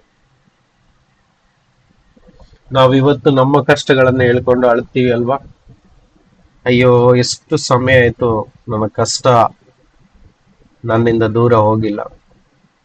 ಇವತ್ತು ಈ ಒಂದು ವಾಕ್ಯದೊಡನೆ ಯೇಸು ಹೇಳಿದ್ದಾರೆ, ಕೇಡಿನಿಂದ ನನ್ನನ್ನು ತಪ್ಪಿಸು ಎಂದು ಪ್ರಾರ್ಥನೆ ಮಾಡಿ ಅಂತ. ನಿಮಗೆ ಇನ್ನೂ ಒಂದು ಸುಂದರ ವಿಷಯ ಹೇಳಲಿಕ್ಕೆ ಇಷ್ಟಪಡ್ತೇನೆ. ಇದು ನಮಗೆ ಶೋಧನೆಯೊಳಗಿಂದ ಮತ್ತು ಕೇಡಿನಿಂದ ತಪ್ಪಿಸು ಎಂದು ಪ್ರಾರ್ಥಿಸ್ಲಿಕ್ಕೆ ಹೇಳಿದಾರಲ್ವಾ? ಪ್ರತಿದಿನ ಪ್ರಾರ್ಥಿಸ್ಲಿಕ್ಕೆ ಹೇಳಿದ್ದಾರೆ. ಆದರೆ ಇಲ್ಲಿ ಒಂದು ಇಂಟ್ರೆಸ್ಟಿಂಗ್ ಆದಂತ ಸಂಗತಿ, ಯೋಹಾನನ ಸುವಾರ್ತೆ 17ಕ್ಕೆ ಬರುವ 17ಕ್ಕೆ ಬರುವ ಯೋಹಾನನ ಸುವಾರ್ತೆ 17 ವಾಕ್ಯ 15 ಹೌದಾ? ಇವರನ್ನು ಲೋಕದೊಳಗಿಂದ ತೆಗೆದುಕೊಂಡು ಹೋಗಬೇಕೆಂದು ನಾನು ಕೇಳಿಕೊಳ್ಳುವುದಿಲ್ಲ, ಕೆಡುಕಿನ ತಪ್ಪಿಸಿ ಕಾಪಾಡಬೇಕೆಂದು ಕೇಳಿಕೊಳ್ಳುತ್ತೇನೆ. ಆಮೆನ್. ನೋಡಿ, ಯೇಸು ತಂದೆ ಹತ್ರ ಪ್ರಾರ್ಥನೆ ಮಾಡ್ತಾ ಇದ್ದಾರೆ. ಏನಂತ? ಈ ನನ್ನ ಶಿಷ್ಯರನ್ನು ಲೋಕದೊಳಗಿಂದ ತೆಗೆದುಕೊಂಡು ಹೋಗ್ಬೇಕು ಎಂದು ನಾನು ಪ್ರಾರ್ಥಿಸ್ತಾ ಇಲ್ಲ. ಬದಲಿಗೆ ತಂದೆ, ಈ ಲೋಕದಲ್ಲಿರುವಂತ ಎಲ್ಲಾ ಕೆಟ್ಟತನದಿಂದ ಮತ್ತು ಕೆಟ್ಟತನವನ್ನು ತರುವಂತ ಕೆಡುಕನಿಂದ ತಪ್ಪಿಸಿ ಕಾಪಾಡಬೇಕೆಂದು ಕೇಳಿಕೊಳ್ಳುತ್ತೇನೆ. ಪೇತ್ರನನ್ನು ನಾಶಪಡಿಸ್ಲಿಕ್ಕೋಸ್ಕರ ಸೈತಾನನು ತಯಾರಿದ್ದನಲ್ವಾ? ಆದ್ರೆ ಯೇಸು ಪೇತ್ರನಿಗೋಸ್ಕರ ಪ್ರಾರ್ಥನೆ ಮಾಡಿದ್ದನ್ನು ನಾವು ನೆನೆಸಿಕೊಳ್ಳುವ. ಎಷ್ಟು ನಾವು ಕೆಲವೊಮ್ಮೆ ಈಸಿ ಅಂತ ತಿಳ್ಕೊಳ್ತೀವಿ life. No, we have to understand. ಈ ಎಲ್ಲ ಸಂಗತಿಗಳನ್ನು ನಾವು ತಿಳಿದಿರ್ಬೇಕು. ಯೇಸು ಅವತ್ತೇ ಪ್ರಾರ್ಥನೆ ಮಾಡಿದ್ರು. ಏನಂತ ತಂದೆ ಹತ್ರ? ಈ ನನ್ನ ಶಿಷ್ಯರನ್ನು ಎಲ್ಲಾ ಕೇಡಿನಿಂದ ತಪ್ಪಿಸಿ ಕಾಪಾಡಬೇಕು, ಈ ಲೋಕದೊಳಗಿಂದ ಬೇಗ ತೆಗೆದುಕೊಂಡು ಹೋಗಿ ಪರಲೋಕದಲ್ಲಿ ಸೇವ್ ಮಾಡುವಂತ ಹೇಳಲೇ ಇಲ್ಲ. ಅದಲ್ಲ, ದೇವರ ಇಷ್ಟ ಏನು? ನಾವು ಇದೇ ಲೋಕದಲ್ಲಿ ಕೆಡುಕನನ್ನು ಜಯಿಸ್ಬೇಕು. ಇದೇ ಲೋಕದಲ್ಲಿ ಕೆಡುಕನ್ ನಮ್ಮ ಎದುರಲ್ಲಿ ಇದ್ರು, ಪಾಪ ಎದುರಲ್ಲಿ ಇದ್ರು, ಪರಿಸ್ಥಿತಿಗಳು ಮುಂದಿದ್ರು, ಅದನ್ನು ನುಗ್ಗಿ ದಾಟಿ ನಾವು ಜಯ ಹೊಂದಬೇಕು ಎನ್ನುವುದೇ ಕರ್ತನ ಆಸೆ ಇತ್ತು. ಅದಕ್ಕೆ ಈ ರೀತಿಯಾಗಿ ಪ್ರಾರ್ಥನೆ ಮಾಡಿದ್ದಾರೆ. ಲೋಕದಿಂದ ತೆಗಿಬೇಡಿ ತಂದೆ, ಬದಲಿಗೆ ಇವರನ್ನು ಅದೇ ಲೋಕದಿಂದ ಕಾಪಾಡು, ಅಲ್ಲೇ ತಪ್ಪಿಸಿ ಪ್ರೊಟೆಕ್ಟ್ ಮಾಡು ಎಂದು ಅರ್ಥ. ಅವರನ್ನು ಸುರಕ್ಷಿತವಾಗಿಡು ಎಂದು ಅರ್ಥ. ಅದಕ್ಕೆ ಇನ್ನೊಂದು ಕಡೆ ಮಾತು ಹೇಳಿದ್ದಾರೆ, ಪ್ರಕಟಣೆ 3ರಲ್ಲಿ ಏನು ಅಂತ? ಯಾರು ಜಯಿಸುತ್ತಾರೋ ಅವರನ್ನು ನನ್ನ ಬಲಗಡೆಯಲ್ಲಿ ಕೂತ್ಕೊಳ್ಳಿಕ್ಕೆ ನಾನು ಪರ್ಮಿಷನ್ ಕೊಡ್ತೀನಿ. ಅವ್ರು ನನ್ನ ಬಲಗಡೆಯಲ್ಲಿ ಕೂತ್ಕೊಳ್ತಾರೆ. ಯಾರು? ಜಯ ಹೊಂದುವವರು. ಇದು ದೇವರ ಚಿತ್ತ. ಇನ್ನು ಇಂಟ್ರೆಸ್ಟಿಂಗ್ ಏನಪ್ಪ ಅಂತ ಹೇಳಿದ್ರೆ, ಈ ಪ್ರಾರ್ಥನೆ ಯಾರಿಗೋಸ್ಕರ ಮಾಡಿದ್ದು? ಅಲ್ಲಿದ್ದಂತ 12 ಶಿಷ್ಯರಿಗೋಸ್ಕರ ಮಾಡಿದ್ದು. 20ನೇ ವಾಕ್ಯ ನೋಡಿ, 20ನೇ ವಾಕ್ಯ ನೋಡಿ, ಓದಿ. ಆದರೆ ಇವರಿಗೋಸ್ಕರ ಮಾತ್ರವಲ್ಲದೆ ಇವರ ವಾಕ್ಯದಿಂದ ನನ್ನನ್ನು ನಂಬುವವರಿಗೋಸ್ಕರ ಸಹ ಕೇಳಿಕೊಳ್ಳುತ್ತೇನೆ. ಇವರ ವಾಕ್ಯದಿಂದ ಅಂದ್ರೆ ಆ ಅಪೊಸ್ತಲರು ಸಾರಿದ ವಾಕ್ಯದ ನಿಮಿತ್ತವಾಗಿ ನಂಬಿಕೆಗೆ ಬಂದಂತ ಅಂದ್ರೆ ಯೇಸುವನ್ನು ನಂಬುವವರಿಗೋಸ್ಕರ ಸಹ ನಾನು ಪ್ರಾರ್ಥಿಸುತ್ತೇನೆ ಅಂತ ಯೇಸು ಪ್ರಾರ್ಥಿಸ್ತೀನಿ. ಅಂದ್ರೆ ಇದು ಯಾರ ಬಗ್ಗೆ ಹೇಳ್ತಾ ಇದೆ ಹೇಳಿ ನೋಡೋಣ? ಯಾರ ಬಗ್ಗೆ ಹೇಳ್ತಾ ಇದೆ ಈ ವಾಕ್ಯ? ಯಾರಾದ್ರೂ ಹೇಳ್ಬೋದಾ? ನಮ್ಮ ಬಗ್ಗೆ. ಅಂದ್ರೆ ನನ್ನ ಬಗ್ಗೆ, ನಿಮ್ಮೆಲ್ಲರ ಬಗ್ಗೆ ಯೇಸು 2000 ವರ್ಷಗಳ ಹಿಂದೆ ಇದೇ ಭೂಮಿಯಲ್ಲಿದ್ದಾಗ ಭೂಮಿಯಲ್ಲಿ ಕೇಡು, ಕಷ್ಟ, ದುಃಖ, ನೋವು, ಸಮಸ್ಯೆಗಳು, ರೋಗಗಳು, ಕೆಡುಕುಗಳು, ಶೋಧನೆಗಳು, ವಿಪರೀತವಾದ ಎಲ್ಲಾ ರೀತಿಯ ಪರಿಸ್ಥಿತಿಗಳನ್ನು ಅನುಭವಿಸಿದಂತ ಯೇಸುವೆ ತಂದೆ ಹತ್ರ ಪ್ರಾರ್ಥನೆ ಮಾಡಿದ್ದಾರೆ. ಯಾರಿಗೋಸ್ಕರ? ನಮಗೋಸ್ಕರ. ಏನು ಅಂತ? ನನ್ನ ಅಪೊಸ್ತಲರು ಶಿಷ್ಯರ ಮುಖಾಂತರ ವಾಕ್ಯವನ್ನು ಕೇಳಿ 2000 ವರ್ಷಗಳವರೆಗೆ ನನ್ನನ್ನು ನಂಬಿ ನನ್ನನ್ನು ಹಿಂಬಾಲಿಸುವಂತ ಎಲ್ಲಾ ಶಿಷ್ಯರಿಗೂ ಸಹ ನಾನು ಪ್ರಾರ್ಥನೆ ಮಾಡ್ತಾ ಇದ್ದೀನಿ. ಏನಂತ? ಇವರನ್ನು ಕೇಡಿನಿಂದ ರಕ್ಷಿಸು. ನಮಗೋಸ್ಕರ ಯೇಸು ಪ್ರಾರ್ಥನೆ ಮಾಡಿ ಹೋಗಿದ್ದಾರೆ. ಯಾವಾಗ? 2000 ವರ್ಷಗಳ ಹಿಂದೆ. ಆತನೇ ಒಳ್ಳೆಯ ಮಧ್ಯಸ್ಥನು, ದೇವರಿಗೆ ಮನುಷ್ಯರ ಮಧ್ಯೆ ಇರುವಂತ ಒಳ್ಳೆ ಮಧ್ಯಸ್ಥನು ಯೇಸು. ಆತ ನಮಗೋಸ್ಕರ ಪ್ರಾರ್ಥನೆ ಮಾಡಿ ಹೋಗಿದ್ದಾರೆ. ಅದಕ್ಕೋಸ್ಕರ ಇವತ್ತು ನಾವು ಧೈರ್ಯವಾಗಿ ಆ ಮಧ್ಯಸ್ಥನ ಹತ್ರ ಹೋಗ್ಬೇಕು. ನಾವು ಹೆಚ್ಚಾಗಿ ಜನರ ಮೇಲೆ ಡಿಪೆಂಡ್ ಆಗಬಾರ್ದು, ಅಥವಾ ಸೇವಕರ ಮೇಲೆ ಡಿಪೆಂಡ್ ಆಗಬಾರ್ದು. ಸೇವಕರು ನನಗೋಸ್ಕರ ಪ್ರಾರ್ಥನೆ ಮಾಡಿದರೆ ನನಗೆ ಬಿಡುಗಡೆ ಸಿಗ್ತದೆ. ಪ್ರಾರ್ಥನೆ ಮಾಡಿಸೋದು ಖಂಡಿತವಾಗಿ ತಪ್ಪಲ್ಲ. ಪ್ರಾರ್ಥನೆ ಮಾಡಿಸ್ಬೋದು, ಕೇಳ್ಬೋದು, ನನಗೋಸ್ಕರ ಪ್ರಾರ್ಥನೆ ಮಾಡಿ ಅಂತ. ಆದರೆ ಶ್ರೇಷ್ಠವಾದ ನಂಬಿಕೆ, ಈ ವಾಕ್ಯದ ಸತ್ಯ ಇದಾಗಿದೆ: ಯೇಸುವೆ ನಿಜವಾದ ಮಧ್ಯಸ್ಥನು ಆಗಿದ್ದಾನೆ. ತಂದೆಯಾದ ದೇವರಿಗೂ ನಮ್ಮ ಮಧ್ಯದಲ್ಲಿರುವಂತ ಯೇಸು 2000 ವರ್ಷಗಳ ಹಿಂದೆ ನಮಗೋಸ್ಕರ ಪ್ರಾರ್ಥನೆ ಮಾಡಿ ಹೋಗಿದ್ದಾರೆ. ಏನು ಅಂತ? ನಮ್ಮನ್ನು ಎಲ್ಲಾ ಕೇಡಿನಿಂದ ರಕ್ಷಿಸು ಎಂದು. Price the lord. ಸೊ ಈ ಪ್ರಾರ್ಥನೆ ಇವತ್ತವರೆಗೂ ಕೆಲಸ ಮಾಡ್ತಾ ಇದೆ. ಇದು ಯಾವಾಗ ಕೆಲಸ ಮಾಡ್ತದೆ ಈ ಪ್ರಾರ್ಥನೆ? ನಾವು ಯೇಸುವನ್ನು ಪೂರ್ಣವಾಗಿ ನಂಬಿದಾಗ, ಯೇಸುವನ್ನು ಪೂರ್ಣವಾಗಿ ಡಿಪೆಂಡ್ ಆದಾಗ, ಯೇಸುವನ್ನು ಪೂರ್ಣವಾಗಿ ಅವಲಂಬಿಸಿದಾಗ ಈ ಪ್ರಾರ್ಥನೆ ನಮಗೋಸ್ಕರ ತಂದೆಯ ಮುಂದೆ ಏನಾಗ್ತದೆ? ಬಂದು ನಿಂತು ಬಿಡ್ತದೆ. ಆಮೆನ್. ಎಸ್, ಸಿನ್ಸಿಯರ್ ಆಗಿ, ಪ್ರಾಮಾಣಿಕವಾಗಿ ನಾವಿವತ್ತು ತಂದೆ ಯೇಸು ಪ್ರಾರ್ಥನೆ ಮಾಡಿದ ಪ್ರಕಾರ ಅದನ್ನೆನೆಸಿಕೊಂಡು ನಾನು ಪ್ರಾರ್ಥನೆ ಮಾಡ್ತಾ ಇದ್ದೀನಿ. ನನ್ನ ಜೀವಿತದಲ್ಲಿ, ನನ್ನ ಬಾಳಲ್ಲಿ, ನನ್ನ ಭವಿಷ್ಯದಲ್ಲಿ, ನನ್ನ ಕುಟುಂಬದಲ್ಲಿ, ನನ್ನ ಮಕ್ಕಳ ಜೀವಿತದಲ್ಲಿ, ನನ್ನ ಕುಟುಂಬಸ್ಥರೆಲ್ಲರ ಬಾಳಲ್ಲಿ ಬರುವಂತ ಪ್ರತಿಯೊಂದು ಕೇಡನ್ನು, ಅಷ್ಟೇ ಅಲ್ಲ, ನನ್ನ ಎಲ್ಲ ಸಭೆಯ, ನನ್ನ ಎಲ್ಲ ಪ್ರೀತಿಯ ಸಹೋದರ ಸಹೋದರಿಯ ಜೀವಿತದಲ್ಲಿ ಎಲ್ಲರಿಗೋಸ್ಕರ ಪ್ರಾರ್ಥನೆ ಮಾಡ್ಬೇಕು. ಬರುವಂತ ಎಲ್ಲಾ ಕೇಡುಗಳಿಂದ, ಸಮಸ್ಯೆಗಳಿಂದ ನೀನು ಕಾಪಾಡು ತಂದೆ ಎಂದು ಪ್ರಾರ್ಥಿಸಿದಾಗ ಅದು ಪ್ರಾಮಾಣಿಕವಾದ ಪ್ರಾರ್ಥನೆ. ಕೆಲವೊಮ್ಮೆ ನಾವು ಸ್ವಂತವಾಗಿಯೂ ಸಹ ಪ್ರಾರ್ಥನೆ ಮಾಡ್ತೀವಿ, ಸೆಲ್ಫಿಶ್ ಪ್ರೇಯರ್ ಅಂತೀವಿ, ನಾನು ನನ್ನ ಕುಟುಂಬ. ಅಷ್ಟೇ ಅಲ್ಲ, ಯೇಸು ಸ್ವಾಮಿ ಏನ್ ಕಲಿಸಿದ್ರು? ಹೇಗೆ ಪ್ರಾರ್ಥನೆ ಮಾಡ್ಲಿಕ್ಕೆ ಕಲಿಸಿದ್ರು? Give us this day our daily bread. ಹೇಗೆ ಕಲಿಸಿದ್ರು ಗೊತ್ತಾ? ಯಾರಲ್ಲಿ? ಪರಲೋಕದಲ್ಲಿರುವ ನಮ್ಮ ತಂದೆಯೇ. ಯಾರ ತಂದೆ? ನನ್ನ ತಂದೆ ಅಲ್ಲ, ನಮ್ಮ ತಂದೆ. Our father in heaven. Our ಅಂದ್ರೆ ಏನು? ನಮ್ಮೆಲ್ಲರ ತಂದೆ. ನಮ್ಮ ಪ್ರಾರ್ಥನೆ ಯಾವಾಗ್ಲೂ ನಮ್ಮೆಲ್ಲರಿಗೋಸ್ಕರ ಆಗಲಿ, ನನಗೋಸ್ಕರ ಮಾತ್ರ ಅಲ್ಲ. ಅನೇಕ ವಿಶ್ವಾಸಿಗಳು ಸ್ವಾರ್ಥವಾದ ರೀತಿಯಲ್ಲಿ ಪ್ರಾರ್ಥನೆ ಮಾಡ್ತಾರೆ. ನನ್ನ ನನ್ನ ನನ್ನ ನನ್ನ ಬಾಳು, ನನ್ನ ಕುಟುಂಬ, ನನ್ನ ಗಂಡ, ನನ್ನ ಹೆಂಡತಿ, ನನ್ನ ಮಕ್ಕಳು. ಅದೇ ರೀತಿ ನಮ್ಮ ಅನೇಕ ಸಹೋದರರು, ಅನೇಕ ಸಹೋದರಿಯರ ಕುಟುಂಬ ಇದೆ, ಸಭೆ ಇದೆ. ಸಭೆ ಅನ್ನೋದು ಒಂದು ಕುಟುಂಬ. ಸಭೆಯನ್ನು ನೆನೆಸಿ ಪ್ರಾರ್ಥನೆ ಮಾಡಬೇಕು. ಅನೇಕರಿಗೋಸ್ಕರ ಪ್ರಾರ್ಥನೆ ಮಾಡುವಾಗ ನಮಗೋಸ್ಕರ ಪ್ರಾರ್ಥನೆ ಮಾಡೋ ಅವಶ್ಯಕತೆನೇ ಇಲ್ಲ. ನನಗೋಸ್ಕರ ಏನೇನು ಬೇಕೆಂದು ಮೊದಲೇ ಆಲೋಚಿಸುವವನಾಗಿದ್ದಾನೆ ನಮ್ಮ ಪರಲೋಕದ ತಂದೆ. ನಮಗೇನೇನು ಬೇಕು ಎಂದು ಆತನು ಮೊದಲೇ ತಿಳಿಯುವವನಾಗಿದ್ದಾನೆ. ಹೌದಾ? Praise the Lord. ಆಮೆನ್. ಇದ್ದೀರಾ?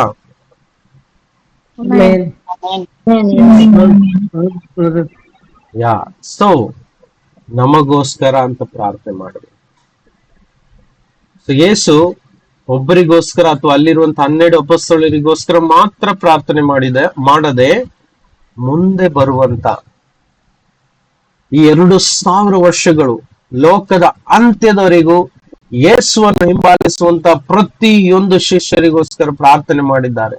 ಹಾಗಾದ್ರೆ ಯೇಸುವಿನ ಹಾಗೆ ಒಂದು ಒಳ್ಳೆಯ ಮಹಾಯಾಜಕ ಈ ಭೂಮಿಯಲ್ಲಿ ಬೇರೊಬ್ಬರು ಇಲ್ಲ, ಯಾವ ಸೇವಕರು ಸಹ ಇಲ್ಲ. ಅದಕ್ಕೋಸ್ಕರ ಹೆಚ್ಚಾಗಿ ನಾವು ತಂದೆ ಮೇಲೇನೆ ಡಿಪೆಂಡ್ ಆಗಿರ್ಬೇಕು, ಯೇಸುವಿನ ನಾಮದ ಮೇಲೆ ಡಿಪೆಂಡ್ ಆಗಿರ್ಬೇಕು. ನಾವು ದೊಡ್ಡವರಾಗಿ ಬೆಳೆದು ಬಿಟ್ಟಿದೀವಿ. ಈಗ ಪದೇ ಪದೇ ನಾವು ಬೇರೆಯವ್ರ ಹತ್ರ ಪ್ರಾರ್ಥನೆ ಮಾಡಿಸೋಕ್ಕಿಂತ ಹೆಚ್ಚಾಗಿ, ತಂದೆಯೇ ನಾನು ನಿನ್ನಲ್ಲಿ ನನಗೋಸ್ಕರವೂ ನನ್ನ ಕುಟುಂಬಗೋಸ್ಕರವೂ ನನ್ನ ಎಲ್ಲ ಸಭೆಯ ಮಕ್ಕಳಿಗೋಸ್ಕರ ಪ್ರಾರ್ಥನೆ ಮಾಡ್ತೀನಿ, ನಾನು ನಂಬ್ತೀನಿ ನೀನು ನನ್ನ ಪ್ರಾರ್ಥನೆಯನ್ನು ಕೇಳಿ ಉತ್ತರ ಕೊಡ್ತೀಯ ಅಂತ ಒಂದು ಪ್ರಾಮಾಣಿಕವಾದ ಪ್ರಾರ್ಥನೆ ಮಾಡುವಾಗ ದೇವರು ಆ ಪ್ರಾರ್ಥನೆಗೆ ಉತ್ತರ ಕೊಟ್ಟು ನಮ್ಮನ್ನು ಅನುಗ್ರಹಿಸ್ತಾರೆ. Amen. Praise the Lord. Amen amen. ಹೌದಾ? ಸೊ ದೇವರ ಉದ್ದೇಶ ನೋಡಿ, ಕೇಡಿನಿಂದ ನಮ್ಮನ್ನು ತಪ್ಪಿಸ್ಬೇಕು. ಅಂದ್ರೆ ಕೇಡು ಈ ಭೂಮಿಯಲ್ಲಿ ಇದೆ ಅನ್ನೋದು ಇದು ಯಾರು ಬದಲಾಯಿಸ್ಲಿಕ್ಕೆ ಆಗದಂತ ಸತ್ಯವಾಗಿದೆ. ಹೌದಾ? ಆದ್ರೆ ಇದರಲ್ಲಿ ಭಯ ಪಡುವಂತೆ ಇಲ್ಲ. ಏನು, ನಾವು ಇದರಲ್ಲಿ ಭಯ ಪಡಬೇಕಾಗಿಲ್ಲ. ಅವನು ಸಿಂಹದ ಉಪಾಧಿಯಲ್ಲೂ ಯಾವ ರೀತಿಯಲ್ಲೂ ಬೇಕಾದ್ರೂ ಬರಲಿ, ಭಯ ಪಡುವ ಅವಶ್ಯಕತೆ ಇಲ್ಲ. ಏನ್ ಮಾಡ್ಬೇಕು? ಸ್ವಸ್ಥ ಚಿತ್ತ ಆಗಿರ್ಬೇಕು ಮತ್ತು ಎಚ್ಚರವಾಗಿರ್ಬೇಕು. ಸ್ವಸ್ಥ ಚಿತ್ತತೆ ಅಂದ್ರೆ ಏನು? B sober. ಸ್ವಸ್ಥ ಚಿತ್ತರು ಅಂತ ಹೇಳಿದ್ರೆ ಮನಸ್ಸಲ್ಲಿ ಸ್ವಸ್ಥತೆ, ಕಾಮ್ನೆಸ್ ಆಗಿರ್ಬೇಕು. ಪ್ಯಾನಿಕ್ ಆಗ್ಬಾರ್ದು. ನಾವು ಜೀವನದಲ್ಲಿ ಬರುವಂತ ಪರಿಸ್ಥಿತಿಗಳಿಗೆ ಪ್ಯಾನಿಕ್ ಆಗ್ಬಿಡ್ತೀವಿ. ಗಲಿಬಿಲಿ ಆಗ್ಬಾರ್ದು. ನಾವು ಗಲಿಬಿಲಿ ಆಗದಂತೆ ಕಾಪಾಡ್ಲಿಕ್ಕೆ ನಮಗೆ ಒಬ್ಬ ರಕ್ಷಕನಿದ್ದಾನೆ. ಅದಕ್ಕೋಸ್ಕರ ನಮ್ಮೆಲ್ಲ ಭಾರವನ್ನು ಆತನ ಮೇಲೆ ಹಾಕಿದಾಗ ನಾವು ಸ್ವಸ್ಥ ಚಿತ್ತರಾಗಿದ್ದೇವೆ ಎಂದು ಅರ್ಥ. ಒಂದು ವೇಳೆ ಭಾರವನ್ನು ಹಾಕದೆ ನಾವೇ ಚಿಂತೆಯಲ್ಲಿ ಮುಳುಗಿದ್ರೆ ನಾವು ನಮ್ಮ ರಕ್ಷಕನನ್ನು ಆಶ್ರಯಿಸಿಕೊಂಡಿಲ್ಲ ಎಂದು ಅರ್ಥ. ರಕ್ಷಕನಿರುವುದು ಯಾತಕ್ಕೆ? ನಮ್ಮನ್ನು ರಕ್ಷಿಸ್ಲಿಕ್ಕೆ. ಆತನಿದ್ದಾನೆ. Is the present helper. ಆತನ ಹೆಸರು ಒಂದಿದೆ, ಏನದು? The Lord is there. ಅಂದ್ರೆ ಯೆಹೋವ ಶಮ್ಮ ಅಂತ ಹಳೆ ಒಡಂಬಡಿಕೆಯಲ್ಲಿ ಕರೆಯಲ್ಪಟ್ಟದು. ಅಂದ್ರೆ ಅರ್ಥ ದ ಲಾರ್ಡ್ ಇಸ್ ದೇರ್ ಅಂದ್ರೆ he is the present helper. Amen. So ಯೇಸು ನಮ್ಮ ರಕ್ಷಕನು, ನಮ್ಮ ಪ್ರತಿಯೊಂದು ಕೇಡಿನಿಂದ ತಪ್ಪಿಸುವ ಆತನು, ತಪ್ಪಿಸ್ಲಿಕ್ಕೆ ಯಾವಾಗ್ಲೂ ಸಿದ್ಧನಾಗಿರುವ ಆತನು. ನಮ್ಮ ಪ್ರಾಮಾಣಿಕವಾದಂತ ಪ್ರಾರ್ಥನೆ, ನಮ್ಮ ನಂಬಿಕೆ ಯೇಸುವಿನ ಮೇಲೆ ಇದ್ದರಾಯ್ತು. ಅದನ್ನ ನಾವು ಮರೆಯದೆ ನಾವು ಪೂರ್ಣ ಉತ್ಸಾಹವುಳ್ಳವರಾಗಿ, ಪೂರ್ಣ ಮನಸ್ಸಿನಿಂದ, ಪ್ರಾಮಾಣಿಕರಾಗಿ, ಪೂರ್ಣ ನಂಬಿಕೆಯೊಡನೆ ನಾವು ಯೇಸುವನ್ನು ಆಶ್ರಯಿಸಿಕೊಂಡಾಗ, ಪೂರ್ಣವಾಗಿ ಅವಲಂಬಿಸಿಕೊಂಡಾಗ ಆತನ ರಕ್ಷಣೆ ನಿರಂತರವಾಗಿ ನಮಗೋಸ್ಕರ ಇರ್ತದೆ. ಅದಕ್ಕೆ ದಿನಾಲು ಈ ಪ್ರಾರ್ಥನೆಯಲ್ಲಿ ನಾವು ಅಳವಡಿಸಿಕೊಳ್ಬೇಕಾದಂತಹ ಒಂದು ವಿಷಯ, ದೇವರೇ ನಮ್ಮನ್ನು ಶೋಧನೆಗೆ ಒಳಪಡದಂತೆ ಎಲ್ಲಾ ಕೀಡುಗಳಿಂದ ರಕ್ಷಿಸು ಎಂಬುದಾಗಿ ನಾವು ಪ್ರಾರ್ಥಿಸಬೇಕು. ಪ್ರತಿದಿನ ಈ ರಕ್ಷಣೆ ನಮಗೋಸ್ಕರವೇ ತಂದೆಯಾದ ದೇವರು ಏನ್ ಮಾಡಿದ್ದಾರೆ? ಸ್ಥಿರಪಡಿಸಿದ್ದಾರೆ. ಅದು ಸಿಗುವುದು ಯೇಸುವಿನ ಮುಖಾಂತರ ಮಾತ್ರ. Praise the Lord. Amen. Yes, ಯೇಸು ನಮ್ಮ ರಕ್ಷಕರು. ನಮ್ಮ ಚಿಂತೆ ಎಲ್ಲ ಆತನ ಮೇಲೆ ಹಾಕುವ, ನಮ್ಮ ಭಾರಗಳನ್ನೆಲ್ಲ ಆತನ ಮೇಲೆ ಕೊಡುವ. ಈ ಲೋಕದಲ್ಲಿ ಕೆಡುಕು ಇದೆ, ಕೆಟ್ಟತನ ಇದೆ, ಇರಲಿ. ಅದರ ಮಧ್ಯದಿಂದಲೇ ನಾವು ಜಯವನ್ನು ಹೊಂದುವರಾಗಿದ್ದೇವೆ. ಅದರ ಮಧ್ಯದಿಂದಲೇ ನಾವು ಬಲವನ್ನು ಹೊಂದಿಕೊಳ್ಳೋರಾಗಿದ್ದೇವೆ. ಅಲ್ಲೇ ನಮ್ಮ ಜಯ ನಮಗೆ ಸಿಗ್ಲಿಕ್ಕಿದೆ. ಯೇಸು ಏನ್ ಪ್ರಾರ್ಥನೆ ಮಾಡಿದ್ರು ತಂದೆ ಹತ್ರ? ಇವರನ್ನು ಲೋಕದೊಳಗಿಂದ ತೆಗಿಬೇಕಂತ ನಾನು ಕೇಳ್ಕೊಳ್ತಾ ಇಲ್ಲ, ಬದಲಿಗೆ ಇವರನ್ನು ಎಲ್ಲಾ ಕೇಡಿನಿಂದ ತಪ್ಪಿಸು ಎಂದು ಕೇಳಿಕೊಳ್ಳುತ್ತೇನೆ ಅಂತ ತಂದೆ ಹತ್ರ ಹೇಳ್ತಾರೆ. ಹೌದಾ? ಎಲ್ಲಾ ರೀತಿಯ ಕೆಡುಕನಿಂದ ತಪ್ಪಿಸಿ ಕಾಪಾಡಬೇಕೆಂದು ಕೇಳಿಕೊಳ್ತೇನೆ. ಹಾಗಾದ್ರೆ ನಂಬಿ ಯೇಸು ನಮ್ಮನ್ನು ಕೇಡಿನಿಂದ, ಎಲ್ಲಾ ರೀತಿಯ ಕೇಡು, ಪಾಪ, ಶೋಧನೆ, ಬಡತನ, ದರಿದ್ರತನ, ಸಂಕಟ, ಹೌದಾ, ರೋಗ, ಎಲ್ಲವುಗಳಿಂದ ಕಾಪಾಡ್ಲಿಕ್ಕೆ ಇರುವ ಆತನೇ ರಕ್ಷಕನು. ಆಶ್ರಯಿಸ್ಕೊಳ್ಬೇಕು, ಆತನ ಮೇಲೆ ಡಿಪೆಂಡ್ ಆಗ್ಬೇಕು. ನಾವು ನಮ್ಮ ಸ್ವಂತ ಬಲದಿಂದ ನಾವು ನಮ್ಮನ್ನು ಕಾಪಾಡ್ಲಿಕ್ಕೆ ಸಾಧ್ಯವೇ ಇಲ್ಲ. ನಮ್ಮ ಬಲ ಆಗುವುದಿಲ್ಲ. ಎಸ್, ನಮ್ಮ ಮಾಂಸದಲ್ಲಿ ನಾವು ಯೋಚನೆ ಮಾಡ್ತೀವಿ ಅಲ್ವಾ, ಫ್ಲೆಶ್ ಅಲ್ಲಿ ಯೋಚನೆ ಮಾಡ್ತೀವಿ, ನಾನು ಮಾಡ್ಲಿಕ್ಕೆ ಸಾಧ್ಯ. ಅದು ಸೆಲ್ಫ್ ಕಾನ್ಫಿಡೆನ್ಸ್. ನಮ್ಮ ಶರೀರದ ಮೇಲೆ, ನಮ್ಮ ಸ್ವಂತ ಶಕ್ತಿಯ ಮೇಲೆ ನಿರ್ಭರವಾಗುವುದು, ಅಂದ್ರೆ ಅವಲಂಬಿಸುವುದು. ಆದ್ರೆ ವಾಕ್ಯದ ಪ್ರಕಾರ ನಮ್ಮೆಲ್ಲ ಚಿಂತೆಯನ್ನು ಆತನ ಮೇಲೆ ಹಾಕಿ, ಯೇಸು ಮಾತ್ರ ನನ್ನ ರಕ್ಷಕನು, ಆತನ ಆತ್ಮನು ನನ್ನೊಳಗಿರುವಾಗ ಆತನೇ ಈ ಲೋಕದೊಳಗಿರುವಂತ ಎಲ್ಲಾ ಕೆಡುಕನಿಗಿಂತ ಮೇಲಾದವನು ಅಂತ ನಾನು ನಂಬಬೇಕು. ಸೊ ಆತನು ನಮ್ಮನ್ನು ಎಲ್ಲಾ ಕೇಡುಗಳಿಂದ ತಪ್ಪಿಸಿ ಕಾಪಾಡುವನು, ನಮಗೆ ಜಯ ಕೊಡುವನು, ನಮ್ಮನ್ನು ಮೇಲಕ್ಕೆ ಎತ್ತುವನು, ಎಲ್ಲಾ ವಿಷಯಗಳಲ್ಲಿ ನಮಗೆ ಒಂದು ಧೈರ್ಯವನ್ನು ಕೊಟ್ಟು ನಮ್ಮನ್ನು ಬಿಡುಗಡೆಗೊಳಿಸುವನಾಗಿದ್ದಾನೆ ನಮ್ಮ ಯೇಸು. Praise the Lord. Praise the Lord. Amen. Yes. Amen. ಬನ್ನಿ ಈ ಸಮಯದಲ್ಲಿ ಪ್ರಾರ್ಥನೆ ಮಾಡು. ಎಲ್ಲರೂ ಇದ್ದಂತ ಪರಿಸ್ಥಿತಿಯಲ್ಲಿ, ಇದ್ದಂತ ಸ್ಥಳದಲ್ಲಿ ಕಣ್ಣುಗಳನ್ನು ಮುಚ್ಚಿರಿ. ಎಲ್ಲರೂ ಕಣ್ಣುಗಳನ್ನು ಮುಚ್ಚು. ನಾವು ಈ ಸಮಯದಲ್ಲಿ ಪ್ರಾರ್ಥನೆ ಮಾಡುವ. ಪರಲೋಕವನ್ನು ಭೂಲೋಕವನ್ನು ಸೃಷ್ಟಿಸಿದಂತ ನಮ್ಮ ಪ್ರೀತಿಯುಳ್ಳ ತಂದೆಯಾದ ದೇವರೇ, ಈ ಸಂದರ್ಭದಲ್ಲಿ ನಾವು ನಿಮ್ಮ ವಾಕ್ಯವನ್ನು ಕೇಳಿದ್ದೇವೆ. ನಮ್ಮನ್ನು ರಕ್ಷಿಸ್ಲಿಕ್ಕೆಂದೇ ಈ ಭೂಲೋಕಕ್ಕೆ ನೀನು ಇಳಿದು ಬಂದೆ. ಕೆಟ್ಟು ಹೋಗಿರುವವರನ್ನು, ಕಷ್ಟದಲ್ಲಿ ಸಹಿಸುತ್ತಿರುವವರನ್ನು, ನರಳಾಡುತ್ತಿರುವವರನ್ನು, ದರಿದ್ರತನದಲ್ಲಿರುವವರನ್ನು, ರೋಗಿಯಾದವರನ್ನು, ದುಷ್ಟರ ಕೈಯಲ್ಲಿ ಸಿಕ್ಕಿ ಹಾಕಿಕೊಂಡಿರುವವರನ್ನು, ಸೆರೆಮನೆಯಲ್ಲಿರುವವರನ್ನು, ನಾನಾ ವಿಧವಾದ ಸಮಸ್ಯೆಗಳಲ್ಲಿ ಸಿಲುಕಿ ಹಾಕಿರುವವರನ್ನು, ಮಾನಸಿಕವಾಗಿ ವ್ಯಥೆ ಪಡುವವರನ್ನು, ಎಲ್ಲಾ ರೀತಿಯ ಬಂಧನದಲ್ಲಿ ಸಿಕ್ಕಿ ಹಾಕಿಕೊಂಡಿರುವವರನ್ನು, ಮನಸ್ಸಿನ ಅಸ್ತವ್ಯಸ್ತವಾಗಿ ಅಸಮಾಧಾನದಲ್ಲಿರುವಂತ ಪ್ರತಿಯೊಬ್ಬರನ್ನು ಹುಡುಕಿ ರಕ್ಷಿಸ್ಲಿಕ್ಕೆಂದೇ ನೀನು ಬಂದೆ ಅಲ್ಲಪ್ಪ. ಆ ನಿನ್ನ ಮಹಾಕರುಣೆಗಾಗಿ ಸ್ತೋತ್ರ. ಇವತ್ತು ನಮ್ಮೆಲ್ಲರ ಪ್ರಾರ್ಥನೆ, ಆ ನಿಮ್ಮ ಮಹಾಕರುಣೆ ಇಲ್ಲಿ ಸೇರಿರುವಂತ ಪ್ರತಿಯೊಂದು ನಿನ್ನ ಮಕ್ಕಳ ಜೀವಿತದಲ್ಲಿ ಸುರಿದು ನೀನು ಅವರನ್ನು ಆಶೀರ್ವದಿಸಬೇಕಾಗಿ ಕೇಳಿಕೊಳ್ತೇವೆ. ಎಲ್ಲರ ಜೀವಿತದಲ್ಲಿ ನಿನ್ನ ರಕ್ಷಣೆ ಇನ್ನೂ ಹೆಚ್ಚಾಗಿ ಕಾಣಿಸಿಕೊಳ್ಳಲಿ ಎಂದು ಪ್ರಾರ್ಥಿಸ್ತೇವೆ ಸ್ವಾಮಿ. ಅವರೆಲ್ಲರೂ ಅದನ್ನು ಅನುಭವಿಸುವರಾಗಲಿ. ಕರ್ತನು ಅನೇಕ ಪರಿಸ್ಥಿತಿಗಳಿಂದ, ಸಮಸ್ಯೆಗಳಿಂದ ನಮ್ಮನ್ನು ಕಾಪಾಡಿದ್ದಾನೆ ಎನ್ನುವ ಸಾಕ್ಷಿಗಳೊಡನೆ ಮುಂದಿನ ದಿನದಲ್ಲಿ ಬರುವಂತೆ ಸಹಾಯ ಮಾಡು. ನಿನ್ನನ್ನೇ ನಂಬಿ, ನಿನ್ನಲ್ಲಿಯೇ ಸ್ಥಿರಚಿತ್ತರಾಗಿ, ನಿನ್ನನ್ನೇ ಅವಲಂಬಿಸಿ ಕರ್ತನೆ, ನಿನ್ನಲ್ಲಿಯೇ ಜಯವನ್ನು ಹೊಂದಿಕೊಳ್ಳುವಂತೆ ಸಹಾಯ ಮಾಡು ತಂದೆಯೇ. ನಾನು ಅರಿಯೇನು ಅವರವರ ಕಷ್ಟಗಳನ್ನು, ಆದ್ರೆ ನೀನು ಮಾತ್ರ ಅರಿತವನಾಗಿದ್ದೀಯ.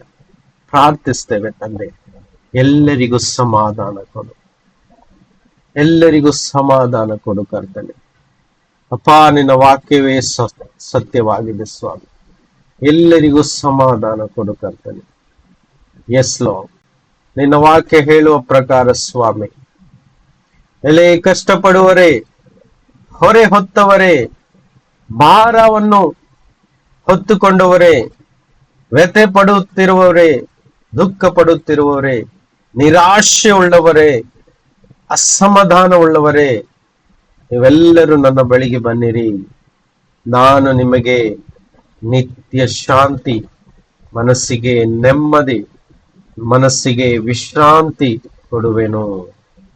ನಾನು ಸಾತ್ವಿಕನು, ದೀನ ಮನಸ್ಸುಳ್ಳವನು, ಒಳ್ಳೆಯವನು ಆಗಿರುವುದರಿಂದ ನನ್ನ ನೊಗವನ್ನು ನಿಮ್ಮ ಮೇಲೆ ತೆಗೆದುಕೊಂಡು, ಅಂದರೆ ನನ್ನ ವಾಕ್ಯವನ್ನು ನಿಮ್ಮ ಹೃದಯದಲ್ಲಿಟ್ಟುಕೊಂಡು ನನ್ನಲ್ಲಿ ಕಲಿತುಕೊಳ್ಳಿರಿ.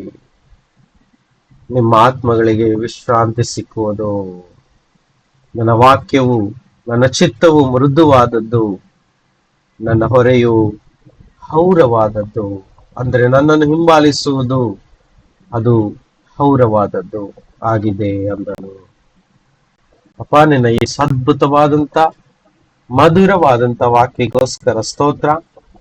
ಪ್ರತ್ಯೇಕವಾದ ಪ್ರಾರ್ಥನೆ, ಇಲ್ಲಿ ಸೇರಿರುವಂತ ಪ್ರತಿಯೊಬ್ಬರನ್ನು ಎಲ್ಲಾ ರೀತಿಯ ಕೇಡುಗಳಿಂದ ಕಾಪಾಡು, ಎಲ್ಲಾ ರೀತಿಯ ಪರಿಸ್ಥಿತಿ ಸಮಸ್ಯೆಗಳಿಂದ ಬಿಡಿಸುವವರನ್ನು ಅವರಿಗೆ ಸಮಾಧಾನ ವಿಶ್ರಾಂತಿ ಕೊಡು ತಂದೆ. ಅದೇ ರೀತಿ ಪೂರ್ಣವಾಗಿ ನಿನ್ನನ್ನು ಅವಲಂಬಿಸಿ ನಿನ್ನಲ್ಲಿಯೇ ಸಮಾಧಾನವನ್ನು ಹೊಂದಿಕೊಳ್ಳುತ್ತಾ ಈ ಒಂದು ಕ್ರಿಸ್ತಿಯ ಜೀವಿತವನ್ನು ಜೀವಿಸುವಂತೆ ಅವರಿಗೆ ಸಹಾಯ ಮಾಡಬೇಕಾಗ್ತದೆ. ಪರಲೋಕ ಭೂಲೋಕವನ್ನು ಸೃಷ್ಟಿಸಿದಾತನೇ ನಿಮಗೆ ಸ್ತೋತ್ರ. ನಮ್ಮನ್ನು ಸೃಷ್ಟಿಸಿದಾತನೇ ನಿಮಗೆ ಸ್ತೋತ್ರ. ನಮಗೆ ಒಳ್ಳೆ ಬಾಳನ್ನು ಕೊಟ್ಟಾತನೇ ನಿಮಗೆ ಸ್ತೋತ್ರ. ತಂದೆಯೇ, ನಿಮಗೆ ಮಹಿಮೆ ಆಗಲಿ, ನಿಮಗೆ ಆರಾಧನೆ ಆಗಲಿ, ನಿಮಗೆ ಸ್ತೋತ್ರವಾಗಲಿ ಕರ್ತನೆ. ನಿಮಗೆ ಕೃತಜ್ಞತೆಗಳನ್ನು ಸಲ್ಲಿಸ್ತೇವೆ, ಹೃದಯಪೂರ್ವಕವಾಗಿ ಕೃತಜ್ಞತೆಗಳು. ಸ್ವರ್ಗೀಯ ತಂದೆ, ನೀವು ಒಳ್ಳೆಯವರು, ಒಳ್ಳೆಯವರು, ಒಳ್ಳೆಯವರು. ನೀನು ಪರಿಶುದ್ಧನು, ಪರಿಶುದ್ಧನು, ಪರಿಶುದ್ಧನು. ನಮ್ಮೆಲ್ಲರನ್ನು ಬಹಳವಾಗಿ ಪ್ರೀತಿಸಿದಾತನು ಸ್ವಾಮಿ. ನಾವು ನಿಮ್ಮನ್ನು ಗೌರವಿಸ್ತೇವೆ, ನಿಮ್ಮನ್ನು ಪ್ರೀತಿಸ್ತೇವೆ, ನಿಮಗೆ ಆಧರಿಸ್ತೇವೆ ಕರ್ತನೆ. ನಿಮಗೆ ಸ್ತೋತ್ರ ಹೇಳುತ್ತೇವೆ ಕರ್ತನೆ. ಎಲ್ಲ ಆಧಾರವನ್ನು, ಗೌರವವನ್ನು, ಮಹಿಮೆಯನ್ನು, ಎಲ್ಲ ಕೃತಜ್ಞತೆಯನ್ನು ನಿಮಗೆ ಸಲ್ಲಿಸ್ತೇವಪ್ಪ. ಯೇಸು ಕ್ರಿಸ್ತ ನಾಮದಲ್ಲಿ ಪ್ರಾರ್ಥಿಸೋರಾಗಿದ್ದೇವೆ. ಆಮೇನ್. Amen. Amen. Amen. Amen. Thank you, brother. Amen, amen. Amen.